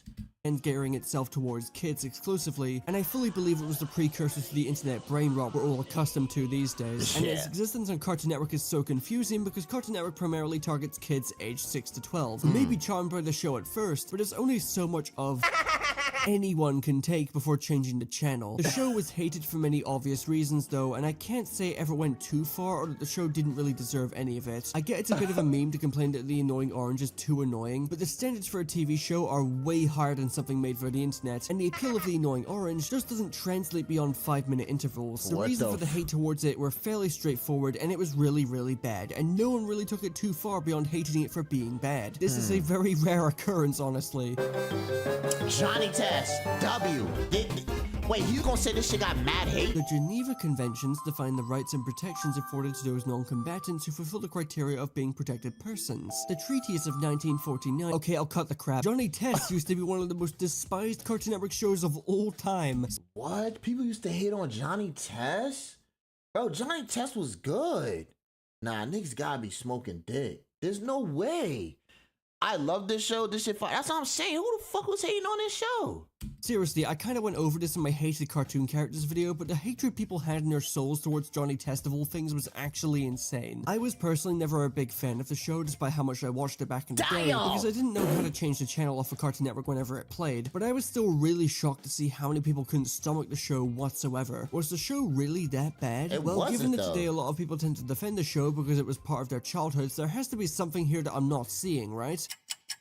One Okay, rewatch yeah, later. that was mid. I mean, I definitely have a much higher opinion of the show now than I used to, but it's still not great. One of the worst Cartoon Network shows ever, though, not even close. I Okay. actually found the first 3 seasons to not be that bad. Heck, I'd go as far as saying season 1 was fairly decent. I know a lot of people complain about the show being a poster child for cheap flash animation cartoons that plagued many networks in the late 2000s, but season 1 is actually hand-drawn and it really doesn't look that bad. The show also didn't feel nearly as hyperactive and irritating as it's renowned for being. None of the characters felt flanderized or unlikable. There was far less sound effect spam. Sorry to all the whip crack enjoyers out there. And it just didn't feel like the show was going through the motions or trying to be low effort. It's about the halfway point of the show that things start to take a turn for the worse. Given it could literally put out an entire episode with nothing happening and still rake in a ton of viewers. This is where everything people complain to you about the show comes into play. Worse animation, lame jokes, every character is irritating, especially Johnny, where it got to the point Johnny's of my unhinged nigga, people though. and DeviantArt drawing him getting his shit rocked. The pacing is absolutely insane and the show is playing a billion sound effects a second to stimulate the viewer. And honestly, even as a kid, I found this to be way too overstimulating. People may meme on it nowadays, but how's this way too over? Nah, nigga. Nah. That nigga, this shit, he bugging. This shit is not overstimulating, buddy. Like, this shit was just genuinely good, bro. Johnny's dead ass the GOAT. That nigga is tough, bro. I could not stand the whip crack sound. I damn near developed tinnitus at the age of 6 thanks to this asshole. I think another big factor for why this show is so hated is actually a similar reason for why Teen Titans Go gets so much flack. It absolutely dominated CN's schedule for 9 years. This show was big in the late 2000s, and while I don't remember the schedule ever getting to a point as bad as Teen Titans Go, CN were determined to milk Johnny Test for all it was worth, and frankly, I don't blame people for getting annoyed. I know this show has a place in a lot of people's hearts, and I agree that the first 3 seasons really aren't that bad, but everything after that is so mentally draining that I don't blame people for calling it one of the worst shows on the network. And when the show is at its lowest, it truly can get close to that claim. Still though, seeing how hilariously angry and violent people got towards it online gives me the impression that some individuals are taking their issues with the show way too far, and should probably go punch a pillow instead of drawing themselves or other cartoon characters mangling a fictional child. I don't know for about being that annoying. opinion. These are still some of my favorite images on the internet though. They're so fascinatingly bad Yo, and funny. these I'm niggas is shocked that so many weird. of them were drawn completely unironically. Last thing before we move on, I still have no idea if the people behind the show intentionally copied Green Day's American Idiot for the show's intro. Some people have claimed And Green it's Day gave tough. them permission to use the song, but I cannot for the life of me find a source that supports that. This has been driving me insane for years. I need— Bro, Green Day, fire band, my nigga. Fire. Don't care. What the fuck? My shit's muted. source that supports that. This has been driving me insane for years. I need to know the answer. Emo Looney, hell yeah. Steven Universe. Look, I ain't tapped in with Steven Universe. I'm not gonna lie to you. I don't know if this is a good show or not. I'm not really like tapped in for real. Rock out, dude. Hell yeah, bro. Steven Universe is probably one of the most polarizing TV shows released in the past 12 years. It's as simple as this. You either love Steven Universe or you absolutely fucking hate it. I have never met someone who was completely indifferent on Steven Universe. It's always one of two extremes. The show is mostly positively received, but the negative reactions are abundant and are very loud. This show has been called all kinds of things. Good, bad, great, atrocious, masterpiece, the worst thing ever. It is far and away the only show you can barely find anyone talk rationally about online. I bet you're thinking I'm gonna pull the usual YouTuber, both sides actually. I think Steven Universe is okay. No. I like Steven Universe. I like it quite a lot actually. I like it for many reasons. See, I can't even really say an opinion on it because like I don't watch this shit. And I don't know why I don't watch it. Maybe it's cause the animation, I ain't really fond of it. But I don't know, like, what's Steven Universe even about though? Fan base is OD. See, I don't even know. Like, I don't even know what this show's about. Like, bro, I don't be watching shows like that. Reasons, most of which can be found in my retrospective on the show and are incredibly personal. Just a heads up, that video is a proper serious look back at the show and what it meant to me and my girlfriend, so I won't get into a lot of the serious details here because this video does not need that kind of tone change. But I have long since acknowledged that Steven Universe is a very imperfect show and one that mostly prioritizes making the audience feel things rather than making complete and total sense or being super well written. Doesn't mean its failings aren't worth criticizing though. There's there's plenty of things about Steven Universe you can critique successfully, but the reason it's maintained an active fandom all these years later is because, at the end of the day, if you're the kind of person who vibes with everything Steven Universe has on display, this show is going to emotionally grip you from beginning to end. It's the kind of show where you really have to be on its level to truly appreciate what it's trying to do and what it's trying to get you to feel. And I completely understand that some people just don't get to that point with this show. It's completely fine. There was a time where I fell out of love with the show and made a bunch of videos critiquing it, and admittedly it was because the show's writing started to get super rocky by the 4th season, and Steven Universe Future, while I like it now, was pretty divisive with longtime fans as well. But I gave it time, rewatched the show with my girlfriend, and now I mostly have positive feelings about it. Again, a lot of my appreciation for the show comes from how it emotionally affected me and not from its overall quality. There are two types of Steven Universe critics. Like, is this show like, it get real deep at some points, I guess. What is this video about? The most hated Cartoon Network shows ever.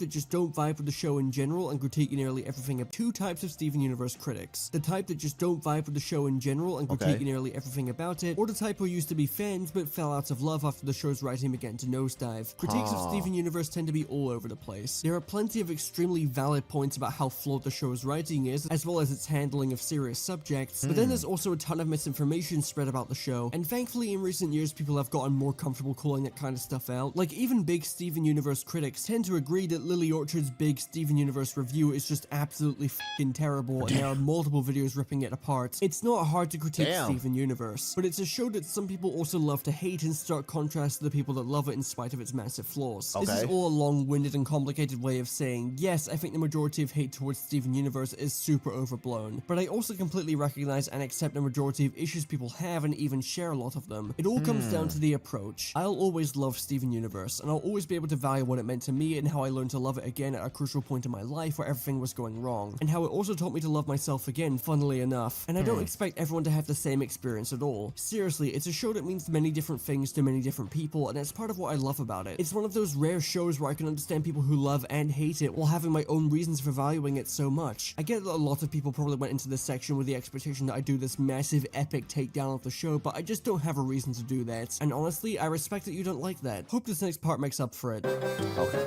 What the fuck? The Problem Solvers. What? Yo, who the fuck made this show and got this dookie lookie ass looking character with a fat ass nose? Bro, is this supposed to be racist? Why he got popo lips? Oh, hell nah. This shit is chopped. Problem Solvers. What the Sorry, I forgot I set this show's name as my voice activation passcode to open the gates of hell and vanquish the wicked. I think we're a bit ahead of schedule. I was originally going to wait for the next round of tariffs. Anyway, Problem Solvers is... Bro, okay, that one wasn't me. I wasn't aware that was such a common passcode. But this metaphor surely gives you a lot to think about, right? Ooh, a Twitter notification about the Nintendo Switch 2. Let's have a... Well, shit. Problem Solvers. This is one of the worst shows I've ever seen. Visually speaking, my eyes are burning. Though I did just open up a hell portal, so we'll see which one's responsible shortly. And the whole show is just boring. This shit looked like brain rot. Like, but it looked like low effort brain rot. Like, this shit look, what the fuck? This shit look trippy. This shit look trippy as, like, you take, bro, let me chill. Though I did just open up a hell portal, so we'll see which one's responsible shortly. And the whole show is just boring. For such a visually wacky and off-the-wall show, the writing really doesn't reflect that. I have no idea how this even aired on Cartoon Network. It looks like something that would be far more at home on Adult Swim. Bro, this definitely look like this should be on Adult Swim. What the fuck is this shit? This shit looks so chopped. But even that's insulting to Adult Swim's quality control. The main issue here is how the show looks, because it's pretty much unwatchable. So if you know anyone who has epilepsy, keep them far away from the show. I don't even have epilepsy. Okay, yeah, it was the show that caused my eyes to combust. We can rest easy now. I don't even have epilepsy, and I feel like staring at this show for too long will result in me having a seizure. Do not watch Problem Solvers. That's all I have to say, honestly. Yeah, well, you nothing can't watch happened that. when I said it this time. I think this might be a good sign. Uncle Grandpa, I've seen this, but I was never really tapped in with this shit. This shit kind of look goofy too. I was never tapped in though, but I could be wrong. I have already talked about Uncle Grandpa before, so I'll be paraphrasing a lot of what I said in my overhated cartoons video. Thank you, bye. Alright, this is probably the most confusing show on this list, because even though I was told for years that Uncle Grandpa was some sort of awful, random equals funny cartoon that was hyperactive and annoying to a fault, For the longest time, I always thought Uncle Grandpa was pretty funny. What?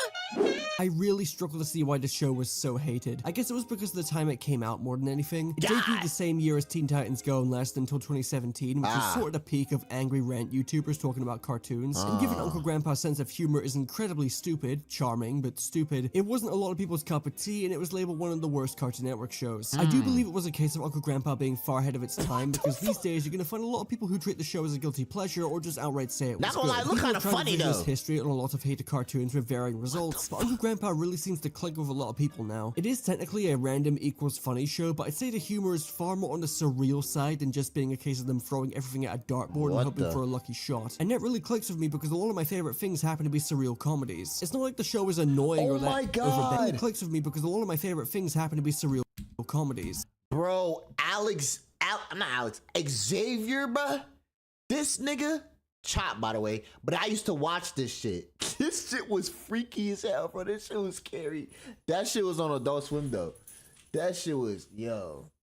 It's not like the show is annoying or that overbearing either. It's incredibly zany and cartoony, but I don't see much here that would annoy people. I maintain the stance that if Uncle Grandpa was some niche animated series on YouTube or Newgrounds, it would not have the reputation it has today. I do think the time the series debuted had a massive part to play in how well it was received, and judging by how many people today really vibe with it, it's not much of a stretch to say it was truly ahead of its time. Alas, we will never see Uncle Grandpa again, and that makes me really sad. I don't think it's a stretch to say that the show was massively overhated. It just needed to find the right audience to appreciate it. And that's a wrap. Those were some of the most hated Cartoon Network shows ever. There were definitely some— Okay, man. W video, Genki. W video. Alright. I'm gonna watch this real quick. Let's see why Gougy wants to watch this. I don't know why. But what was on the list? Like the entire video? Hey, bruh. It's gonna be on the live channel, bruh. So you can watch that on your own time. Feel me? It's gonna be on the live channel. I'm gonna throw that shit up on there. But Chowder was fire. I love Chowder, bro. That nigga fucking rada. That nigga was peak. Oh my god. That nigga was so peak. Alright, let me see why this nigga wanted me to watch this. Schnitzel, yes, that's his name. Schnitzel, bro. Rada.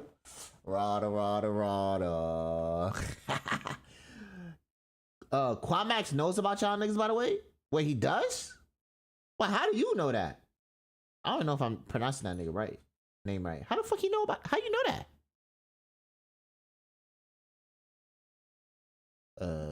Is he gonna say it in this video? Alright, let's check it out, dude. Quamax. Okay. Alright, but let's check this out. A lot of people know you, but it's kind of weird because I don't expect a lot of people to know me. So when niggas actually know who I am in person, it's kind of weird. I'm not used to that. Why I hate where content creation is right now. Okay, talk to me. On the past couple weeks, and I'm just like, man, what happened to the craft? What happened to the game I love, bro? What happened to the culture? Because now it's just all messed up, bro. Like I'm looking at Twitch, I'm seeing people do IRL stuff in public. I'm seeing streamers do like collabs with celebrities, rappers, singers, models, celebrities coming in from Hollywood or whatever. They integrating themselves on Twitch. People doing like the parasocial streams, bringing in OnlyFans girls in, making like the gooner content. And it's like, dog, we really lost the plot. Like I really miss the days of like, especially 2010s, where social media was relatively new and we were just getting on there for fun. Like we just uploaded, trying to find like a space for ourselves and our weird hobbies and our weird interests. And having like a community and just doing it for the fun of we just picking up our parents' camera and just going crazy. Facebook, Instagram, Tumblr, like it was just fun. Like that's the thing though. Cause like I feel like nowadays people trying to make it. So they gotta do this outlandish stuff to eventually get viewers. If he's talking about just the streaming side, I don't know if he's talking about YouTube. But if he's talking about just the streaming side, like niggas trying to do different shit.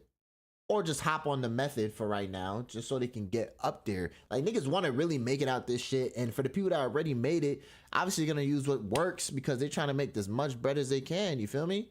So I mean, that's the shit with the internet. It's gonna always change. it's not gonna stay the same forever though. It is what it is. Like, you know what I'm saying? It's just how it is. But yeah. Weren't even thinking about money. Like, money wasn't even a thought in our mind. Exactly. But now they think about money. So now it changes the trajectory of what they gotta put out, because they gotta find what's gonna make them the most money. They can't just be lollygagging and be like, oh, I'm just have fun with the shit, throw whatever I want on that shit, and it's, you know, I don't really care if it do well. Now niggas is dead ass trying to make money off this shit, because niggas is dead ass trying to not work jobs, bro. They want to build something and try to make as much money as possible. But I get what he's saying though. Yo, what's good, Swapper? Swap Peer? Yo, what's good, my gang?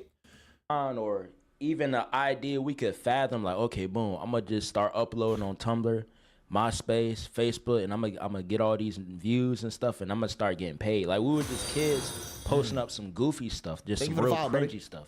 But at the same time, it was just it was a charm about it. Even though it was new, it was fresh. It was something different. It was exciting, bro. And I think a lot of that is lost when there's such an incentive to be clout chasing, clip farming, faking pranks, faking beef.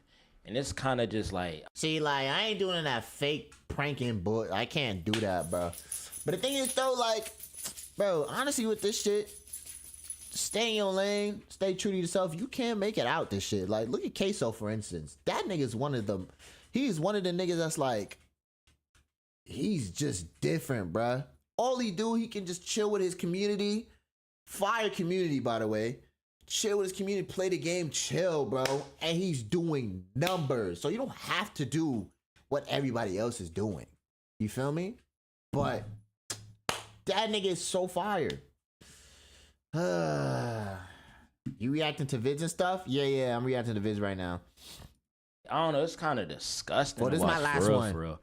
Because it's just like, man, like, and we're never gonna get to a point where we go back to the good old days, the golden days, because it's such a quick. And I know niggas be saying we need to go back to the good old days, the golden days. I don't think that's ever coming back. I'm not gonna lie to you. It's just gonna keep evolving and changing. It's never gonna be like back then. That's the thing. I feel like nostalgia kills a lot of people's fucking passion with this shit, because they're so nostalgic about, oh, the past, bro. In the past, we was doing this. Niggas sound like old heads. In the past, it was easier, or in the past, we were always doing this, bro. Like, we gotta just adapt at this point. I'm not gonna lie to you, because the nostalgia is gonna kill your fucking It's gonna kill your want to do this shit. You feel me? It's gonna kill your shit. Y'all got Discord? Yeah, ! Discord. The link should pop up. Back then on YouTube, it was supposed to be about uploading yourself, and friends being silly, doing funny, cool things on those low quality cameras. Yeah. Back then, YouTube was really about you as the individual. Now it's just straight algorithm based John. You feel me? Like, but it is how it is though. That's just how it is. You feel me? You really just gotta fucking, unless you fell out of love with doing this shit, bro, you just gotta adapt. I don't know what to say to niggas, bro. That's just how it is, bro. It's just how it is, for real. Unfortunate, yeah, but it's just how it is. But I still love doing this shit though. I would not want to do anything else but this shit. So if I gotta adapt to pivot my direction of where I want to go, then I'm gonna do that, because I want to do this shit. I love this shit. This shit fire, nigga. Like, even though I be having days where I'm like, fuck, nigga, like, you know, you be in your head a little bit, you be doubting yourself a little bit, because one thing I notice about myself, I'm very hard on myself. I am very, very hard on myself, my nigga. And like, but you gotta understand too, this is what I'm telling myself, like, you have to enjoy the process, my nigga. Just enjoy it, bro. It's not gonna be forever. But anyways, yeah, man. You're hard. Okay, buddy. Y'all niggas is weird. Can we get serious a little bit, motherfucker? Why my shit on not? Oh, his shit only goes to 720. All right. To the good old days, the golden days, because there's such a quick reward, a quick money scheme of just being like obnoxious, annoying, like patronizing to other people, disrespectful in public, clip farming, faking beef, faking pranks, faking videos, like, you know. And I just think we at such a point, we done passed such a threshold to where it's only going to get worse, and we're not going to go back to we how never it used going to back. be. So it's We like, never going back. because there are a few celebrities that I appreciate, like T Grizzly. I don't know if he still stream, but he used to do the GTA role play. Like T-Pain, he would do like music and play games. Like with them, you can see the passion, you can see the respect they have coming from one whole other playing field to another. And now a lot of these celebrities coming in only for a quick check. A quick bag, like they don't interact with their chat. And it's funny because these celebrity niggas, cause since streaming is like, would you say streaming is mainstream now, or is it's getting there? I feel like streaming can definitely get bigger. I think it's starting to get mainstream.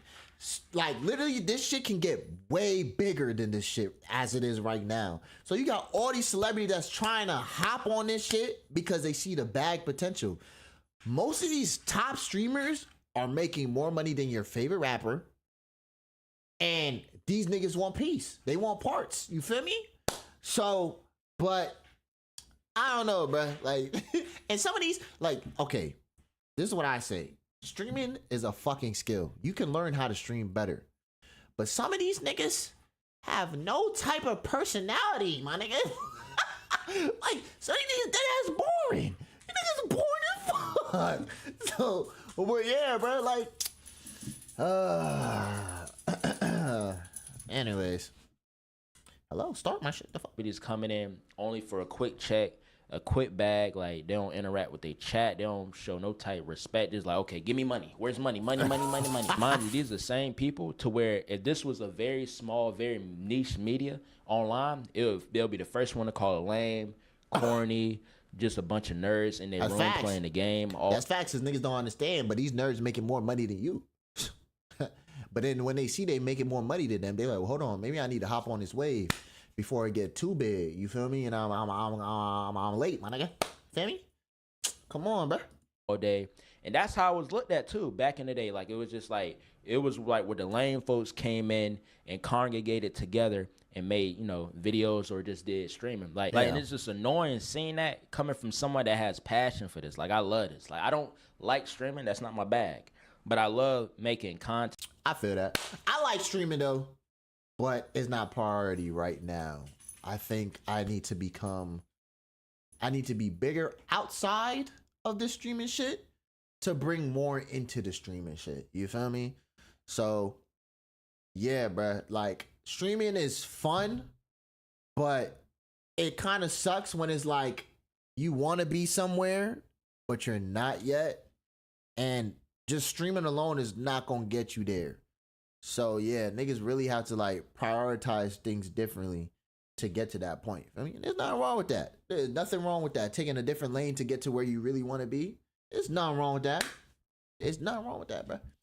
I love making videos because it's fun. The best thing about content creation for me is just you could just be a random Flo Joe, average Joe bum. You could be a freaking bum in your little small town. You post something out there that you like, that you really care about. You have like-minded people coming in. They interact with your posts. Y'all have a little back and forth. They give their opinions, their experiences. And it's not only people that's in your local area sometimes, but it's also people that's worldwide. You got that worldwide reach from like Asia. You have Australia, Canada. And it just hit different when you are reaching so many people that you wouldn't normally reach if you didn't put yourself out there off of something that you love and something that you're passionate about. Like even with me, I feel like just me being a random bum in South Carolina, in the middle of South Carolina, just getting where I'm at, like no type of assistance, help, no type of like put on, cosign. It's still crazy to me to this day. Just me being me and having the interest in things that I like and putting myself out there and just having a community is that's freaking insane to me. Like this is something that I've wanted since 2015 when I started learning about YouTube. Damn. And I feel like people like me, at least the people that I've grew up around. You got a dog, I shouldn't even be like in this type of position because I want to say from the day I was born to like around 21, 22, nothing but lived in low income Section 8 apartments. Damn. The trenches. Niggas coming out the mud. Trenches. Not like where I would step outside and feel like a bullet would go through my skull. But at the same time, like, money was low, money was pretty tight. Having a candy lady out in apartments. Dude, is that still a thing? I don't know. But having candy ladies up the hill, down the hill, aunties being the candy lady, you know, on food stamps, free lunch, you know, you getting little hand-me-downs of clothes, auntie selling ices out her apartment, getting on different type of like government assistance, and just going through that and going through the experiences of a stereotypical black kid, a little peanut head boy, in freaking, you know, the apartments and like Section 8, and being able to make something out of it is, I think that's dope, and just one of the beauties about content creation and stuff like that. My bad, I went on a little tangent, but back with the celebrities, like and not only that, it's just hard to grow too on Twitch by yourself. Yep. And you already trying your best, your hardest, you know, you doing the best type of content you feel like you possibly can, and the celebrity coming in, no type passion, like they just come on off the strength, they ain't showing no love, type of respect, no type of love, passion, drive, no nothing, just coming on just expecting to get money. Like I'd imagine that's just, I mean, I'm already annoyed by that, and I feel like also it could be what he's saying too, but like I said, streaming is kind of like a skill. Like, you gotta be able to entertain people for hours, my nigga. And some of these niggas don't have that skill yet. So it's like they have to learn and get better at streaming. So you feel me? Like, I'm not even the best streamer right now, my nigga. But like, I'm learning to become one of the best, or you know what I'm saying? But like, it's a skill to learn, and they might not have it yet. It might not be because like, oh, they just don't fuck with the people in their chat. It's just they don't know how to stream. They don't know how to entertain. They don't know how to interact with the chat while doing whatever the fuck they're doing. Feel me? So, you know what I'm saying? You better than most niggas, not gonna lie. Hey, bro, I appreciate that. You know what I'm saying? Maybe one day, not maybe, I guarantee that I will be up there one day. You know what I'm saying? Fuck, not one day. I will be up there. Look, I'm trying to get better at manifesting, because one thing I know about this world, that if you can manifest it, because you can change your own reality, my nigga. You can change your own reality. That's one thing I'm really trying to get better at, is manifesting, and already saying I'm there. It's just the timeline has to catch up, because you can change it. If you want that, nigga, it can happen. This is your reality. You can change your reality. So, you know what I'm saying? But yeah. Oh shit. Coming on just expecting to get money. Like, I'd imagine that's just, I mean, I'm already annoyed by that, and I don't even stream and don't like streaming, but I'd imagine that's even more annoying for like the little guys that's on Twitch trying to grow. And, you know, with Twitch not having a thing for... See, this is why, like, I'm sorry I'm pausing so much at YouTube. Whoever watches this shit. But it's like, okay, this is why I tell y'all niggas, like, I want to stream, but it's so hard to grow on Twitch just streaming, my nigga. Like, yeah, you can still stream, but it should not be your priority. You need to grow outside of this shit. You need to post TikToks. You need to have a YouTube channel, my nigga. You need to post on YouTube Shorts, nigga. I say those are the two main things you need to post on, my nigga. YouTube Shorts, TikTok. 3, whatever the fuck, my nigga. But yeah, bro, you just need to hire your fucking, you know what I'm saying? But yeah. Go over there. Get out from underneath my desk, bro. Smaller streamers to, you know, with Twitch not having a thing for smaller streamers to, you know, find themselves and like no have some sort of on spotlight Twitch. for small streamers. You got to go on TikTok and make content over there. Yep. And it's just like, dog, like it got to be like soul crushing, man. Got to be draining to see something like that. And also, I mean, I guess to each their own. For me, it's not really soul crushing. It's motivating, because it's like, damn, you see these other big streamers, and you're like, fuck, nigga, I want to get there, and you want that shit so bad. Like, you get obsessed with this shit. Like, every day you think about, damn, how can I be better, my nigga? Every day I'm thinking like, fuck, what's the next thing I should do? What's the next plan I should do? How can I make this better? How can I be more consistent? How can I be more efficient and heavy on the efficient? Because the more efficient you are, the more you'll get faster to your goal, my nigga. I feel like you got to be efficient with this shit. All about working smarter, not harder, my nigga. No cap. So, but yeah. I usually get results when stop looking so far into the future. In my demo head, I was always a top tier YouTuber. My time comes, I'll be ready. So will you be ready? Of course. Bro, the thing is, if you already say you have it, nigga, it's going to happen. You just need to catch up to that timeline. Like I said, you know what I'm saying? It's already happening.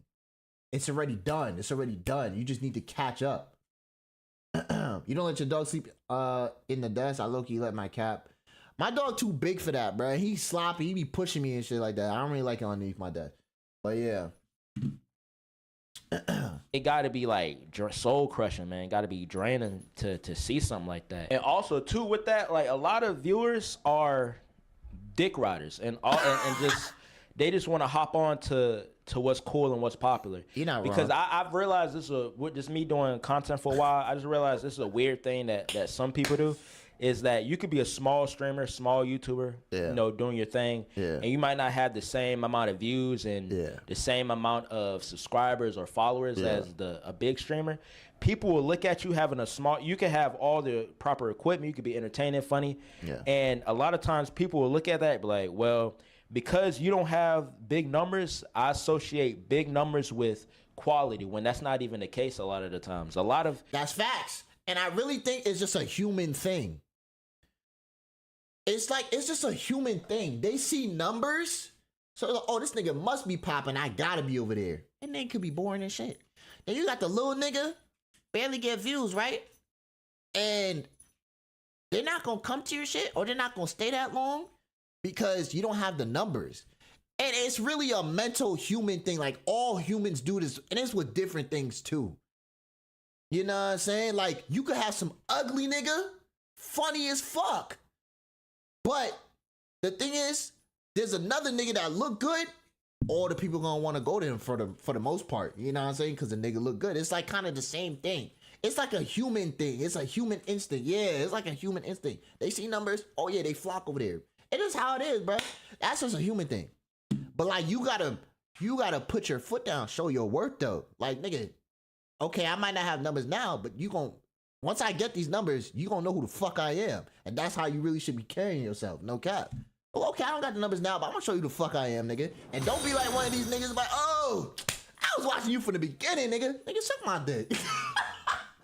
Yo, that random guy. Yo, thank you for the follow. Nah, cause you know how that shit applies perfectly. You know what I'm saying? There's even people trying to be a clone of other people. See, I'd never do that shit, nigga. I'd love to suck that dick. Oh, what the fuck? Oh, hell no. I can confidently say that now my videos have quality, but this only happened quite recently, so it's only a matter of time. You know what I'm saying? I know a horror you can react to called Children Under the House. Is that like a short film? Low-key, when I get recommended like videos that are pretty low in numbers, I just ignore them because they're almost always either low quality or such clickbait. But that's the thing though. See, in your head, you already see low numbers. You're like, I'm not gonna watch this shit. And the thing is though, some low number videos could be bangers, but the human mind is like, it's trained to like, okay, this nigga got mad views. Like, okay, so boom.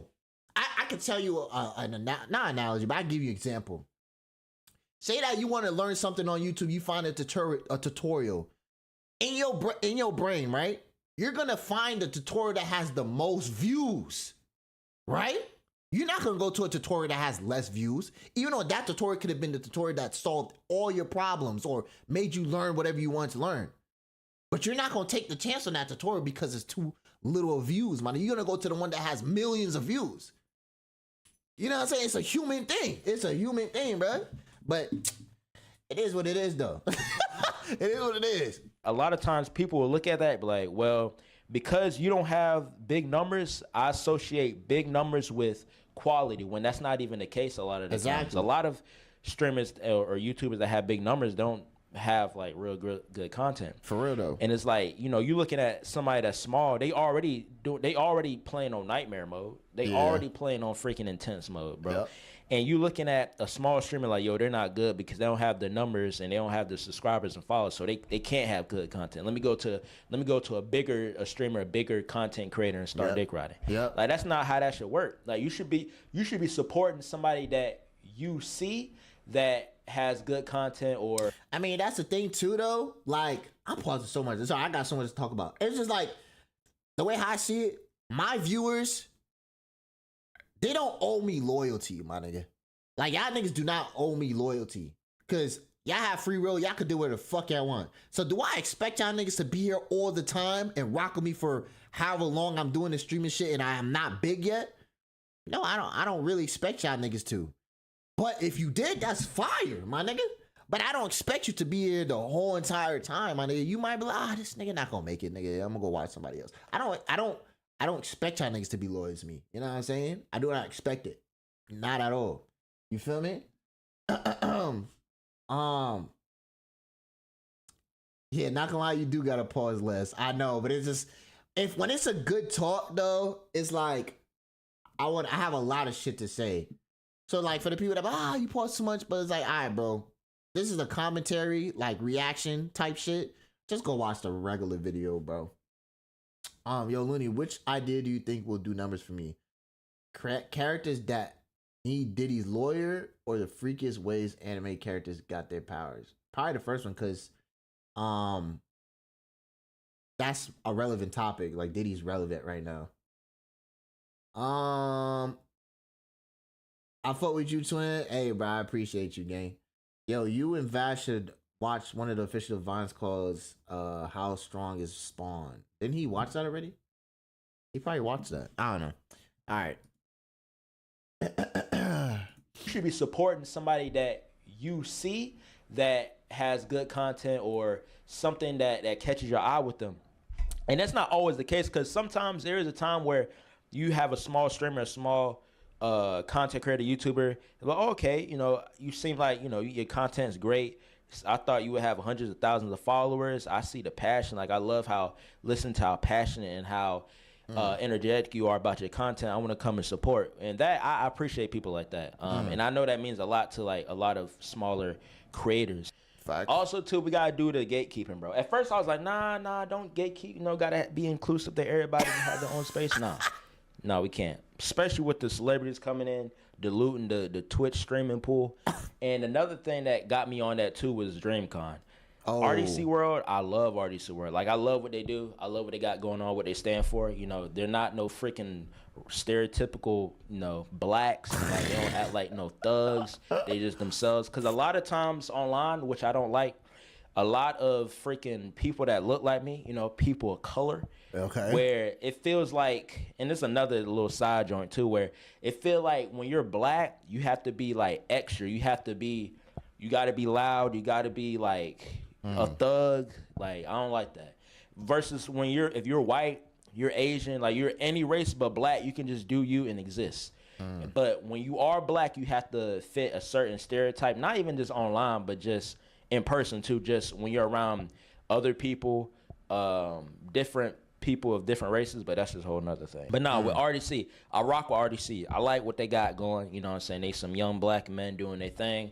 They positive, and they was able to build up their platform to like uplift and also have a whole convention to bring like-minded black anime fans and black gamers together to like converse and just appreciate and enjoy each other's company. That's freaking fire. I love it. But I don't like how DreamCon's been looking recently. Now, I've never been to DreamCon, but just an outsider looking in and just seeing like how it looks, like it looks freaking, it look ghetto. You know what I mean? It look tacky. Just people coming in and infiltrating these spaces where it's supposed to be for essentially like outsiders. And back to what I was going and stating before, like these people that's coming in and messing up these spaces, these are the same people to where if this wasn't cool, if anime wasn't cool, if gaming wasn't cool, if content creation wasn't cool, they'll be the first one to call it lame, corny. That's the thing though, with DreamCon, like there be niggas there that don't even watch anime, but they're there because everybody goes there, and guess what? That's networking. They're trying to network. It's not really about, well, I guess now, maybe before it was like more about the anime and like everybody get together to talk about anime and stuff like that. But now it's more about networking. Niggas is trying to find people to collab with. Like niggas is dead ass trying to network when they go there. And some of these niggas don't even watch anime. But you know what I'm saying? It's goofy, weird shit, lame shit. But these people are honestly they like parasites, man. Like niggas. I love black people. I love being black. Shout out black people. I hate niggas. Like niggas are like parasites. Niggas are like roaches. Niggas come in and ruin everything. The carnival joint, the carnival cruise, they had to change the whole rules up because niggas were being niggly, right? That's not even a word, but that's a word today. Messing up the carnival joint, the streaming stuff. DreamCon, they coming in, acting a fool, fighting, throwing hands, like just He not messing wrong up though. the whole vibe. I mean, when I was there, I ain't seen any of that shit. I wasn't there. Like my experience, it was chill. Like it was a lot of nerd ass niggas, anime loving ass niggas. You know what I'm saying? But I mean, the shit I seen on TikTok, niggas fighting and shit. That's OD though. I'm like, bro, why you fighting at a convention for, my nigga? Bro, go take that shit outside somewhere, bro. Nobody want to see that shit. Like, nobody care, bro. Like, what the fuck? Acting a fool, fighting, throwing hands, like just messing up the whole vibe of what DreamCon's supposed to be, of what streaming is supposed to be. DreamCon started off as something like where black gamers and black people who like anime, because as a black person, you have to like to be cool. You have to be a freaking thug. You gotta like stereotypical black stuff. If you don't like stereotypical black stuff, you're lame. You're a goofy. You're a cornball. Mind you, growing up with the same type struggle. We in the same environment. Like we skinfo. I'm growing up right beside you. Like I was feeling like I always thought that was weird, to where I didn't want to like I would always get all of my bullies I've had in life has been black folks. Damn. Like just because of just my interests, what I like to do, and how I speak. Because I don't sound like a freaking thug, right? I don't do thug activity. I'm a cornball. I'm a lame. I'm a goofy. And it's just funny with those type of people now infiltrating these spaces. And not only are they messing it up and just being unruly and being like some savages, but these same people, if this wasn't cool, if this media wasn't cool, anime, gaming, content creation, if this wasn't cool to do, like I said before, they would not have joined us. They would not have been interested. They would not have penetrated these spaces. Full Diddy. But it's just annoying to see. Diddy? Hold on. And it's like they just mess up everything, bro. For example, man, that nigga Yusuf, man. I think named Yusuf, the Somalian nigga. I don't remember if it was DreamCon. It was some type of anime gaming event. He coming in like, yo, like, why everybody dressing like this, man? This shit weird, bro. Oh, like, everybody, yeah. Why everybody dressing weird and shit, guy? See, the thing is, though, he's probably doing that shit for a clip, my nigga. Trying to be funny for a clip. 2, is either that or the nigga don't even watch anime, so it's weird to him. Like, niggas cosplaying shit. Nigga, you don't watch anime, gang. Like, you're not an anime lover, my nigga. Like, I don't know what to say, bro. Like, let the people do what they want to do. But sometimes, I ain't gonna lie to you. DreamCon, though, some of these niggas be wearing some outlandish shit. It be straight ass and titties, bro. But hey, do you though? This, man, this shit weird, bro. Like, everybody, why everybody dressing weird and shit, guy? Meanwhile, you going into a space where, one, niggas are being themselves. And two, the whole purpose of the convention is to enjoy anime, like anime stuff, gaming stuff, people in there cosplaying. Yeah. Bro, just because you not tapped in, just because you think it's weird, that don't mean that it's weird. And how are you gonna complain and start bitching at the convention, the anime convention of niggas wearing like cosplays and stuff, when you went out of your way to go to the anime conventions, to the gaming conventions, trying to clip farm. Like people and like that, like super annoying. Like I hate niggas like that. But yeah, I think that's it though, man. I didn't definitely yap long enough. But yeah, that celebrity joint is annoying. You know, people infiltrating and not showing any type of respect for what people got going on. I ain't touch on it, but the OnlyFans chicks coming in, like having the gooner content. Like, I think that's a little weird. I'm not saying folks can't do streams with women, but you doing streams with a certain type of woman, a certain caliber of woman, and you're purposely and consistently making content around a woman, like twerking, like doing weird stuff, like on some Shay Frost type joint. I don't know how niggas can do that shit, nigga. What the fuck? But that's the thing, though. That's gonna give you views for sure. Because, niggas is gooners. Niggas definitely gonna want to watch niggas with fat asses, shake ass, and shit like that. I don't really care for it. You know what I'm saying? Yeah, I'd never do content like that. Like, what the fuck? Like, but if I were to do content with a girl though, but there would never be anything like that though. That's OD. Like, what the fuck? Like that's weird. And knowing you got like young bucks watching you, that's weird. And you enabling like type gooner activities, that's weird. That's all. You know, I just had to get that off. Super annoying. Y'all be easy. I'm gonna catch y'all later. You know what I mean? If y'all enjoy these type yaps, let me know. I could probably do some more of these. I don't know. Recently I just been in the mood to yap. You know what I mean? So y'all want to hear some more yaps? I probably can get some more yaps for y'all, man. I've been in a real yapping mood today. Well, today and recently, but. Alright, W video though. W video, I fuck with the video, no cap. Niggas had niggas talking, speaking their minds and shit. I fuck with it. I fuck with the real shit. Fuck with the real videos and shit. Feel me? Fuck with it. If you fucking with it, you fucking with it, side. You feel me? Feel me? Chatty. Alright, chat, I'm finna dip. Where do I submit something to react to? I be picking out videos myself, but in the beginning of the stream, I mean, you could put it in the Discord though. I think I took that channel out though. I'm not gonna lie to you, cause I had a channel where I put reactions, but I kind of just took it out because I pick my own reactions out because sometimes the reactions niggas be showing me trash. I'm just being honest though. I mean, I could put it back though. I'll probably put another thing in there. What is this? They're good vids. Some of them are, but some of them I'm not really interested in watching. Fuck is this? Don't, not gonna lie, I feel that. Yeah, I be watching, like, not watch, but like, I click on some. I'm like, bro, this shit not interesting to me. That's why I just pick what I think is interesting.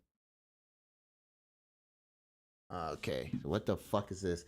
Okay, so I know this Corey2U nigga. First of all, Corey2U, one of the funniest up and coming streamers, bro. This nigga is hilarious, bro. And he's being a caretaker for Rage right now. Bro, this nigga is hilarious. I ain't gonna lie to you.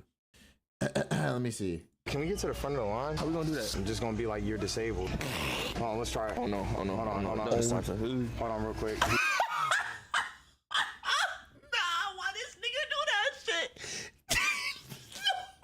Nah, this nigga Rage is different. Oh my god. Oh my god. Oh my god. Why do you do that? This nigga about to get canceled. Yo, what the fuck? Oh no, hold on. No, to stop. Hold on real quick. He's disabled. We're making a return. Apologies. We're making a return. Excuse me. We're making a return. Sorry. Excuse me. We're just making a return. Thank y'all. We're making a return. Are you ready? Yeah. Everybody in the store, just want to let y'all know he is paying for all of y'all's items right here. Yo, this nigga Corey2U, yo, this nigga is OD. He about to make Rage pay for all of their stuff, bruh. Yo. So everybody in here does not have to worry about paying for anything. This guy, your Rage, Josh, is paying for all y'all's items. Can we get a round of applause? Yeah. I want to know if he actually paid these niggas shit, though. Because you can't announce that and then... and then not pay for it, right? Because niggas is hype clapping and shit. Oh my god, this is the most awkward position ever, bruh. Hey, Josh! Yes, sir! Of course. He is a blessing. Say thank you, Josh. Of course. I got you. Yes, sir. Yeah, of course. Tax write-off. Can we get to the front? Nigga said tax write-off. I mean, he not wrong, though, but still. Oh my god. Now the nigga Corey, bro, I think that's one of my favorite up and coming streamers right now. That nigga Corey is hilarious, bro. Hilarious, bro, dude. Oh my god. Alright. Anyways. Alright, chat. I'm finna dip out. You know what I'm saying? Kind of little stream. Next stream, maybe we'll do some Reddit. I haven't done Reddit in a minute, you know what I'm saying? Cause I know I've been letting that shit stack up because niggas don't really be posting to Reddit like that, and I need some good Reddits, not no foo-foo shit. For me, the Reddits be caca sometimes, but I need some good Reddits. So next time I stream, definitely gonna do some fucking Reddit, and then I figure out what else I want to do. You feel me? Shit. What do you want, Solar? But yeah, you know what I'm saying? I'm gonna go find some videos right now. I bet. Appreciate y'all niggas, you feel me? I'm finna carry the Reddit like per usual. Tight shit, tight, feel me? Alright, anyways, y'all, I'm gonna see y'all niggas on the next one. Alright? Y'all take care of yourselves, alright?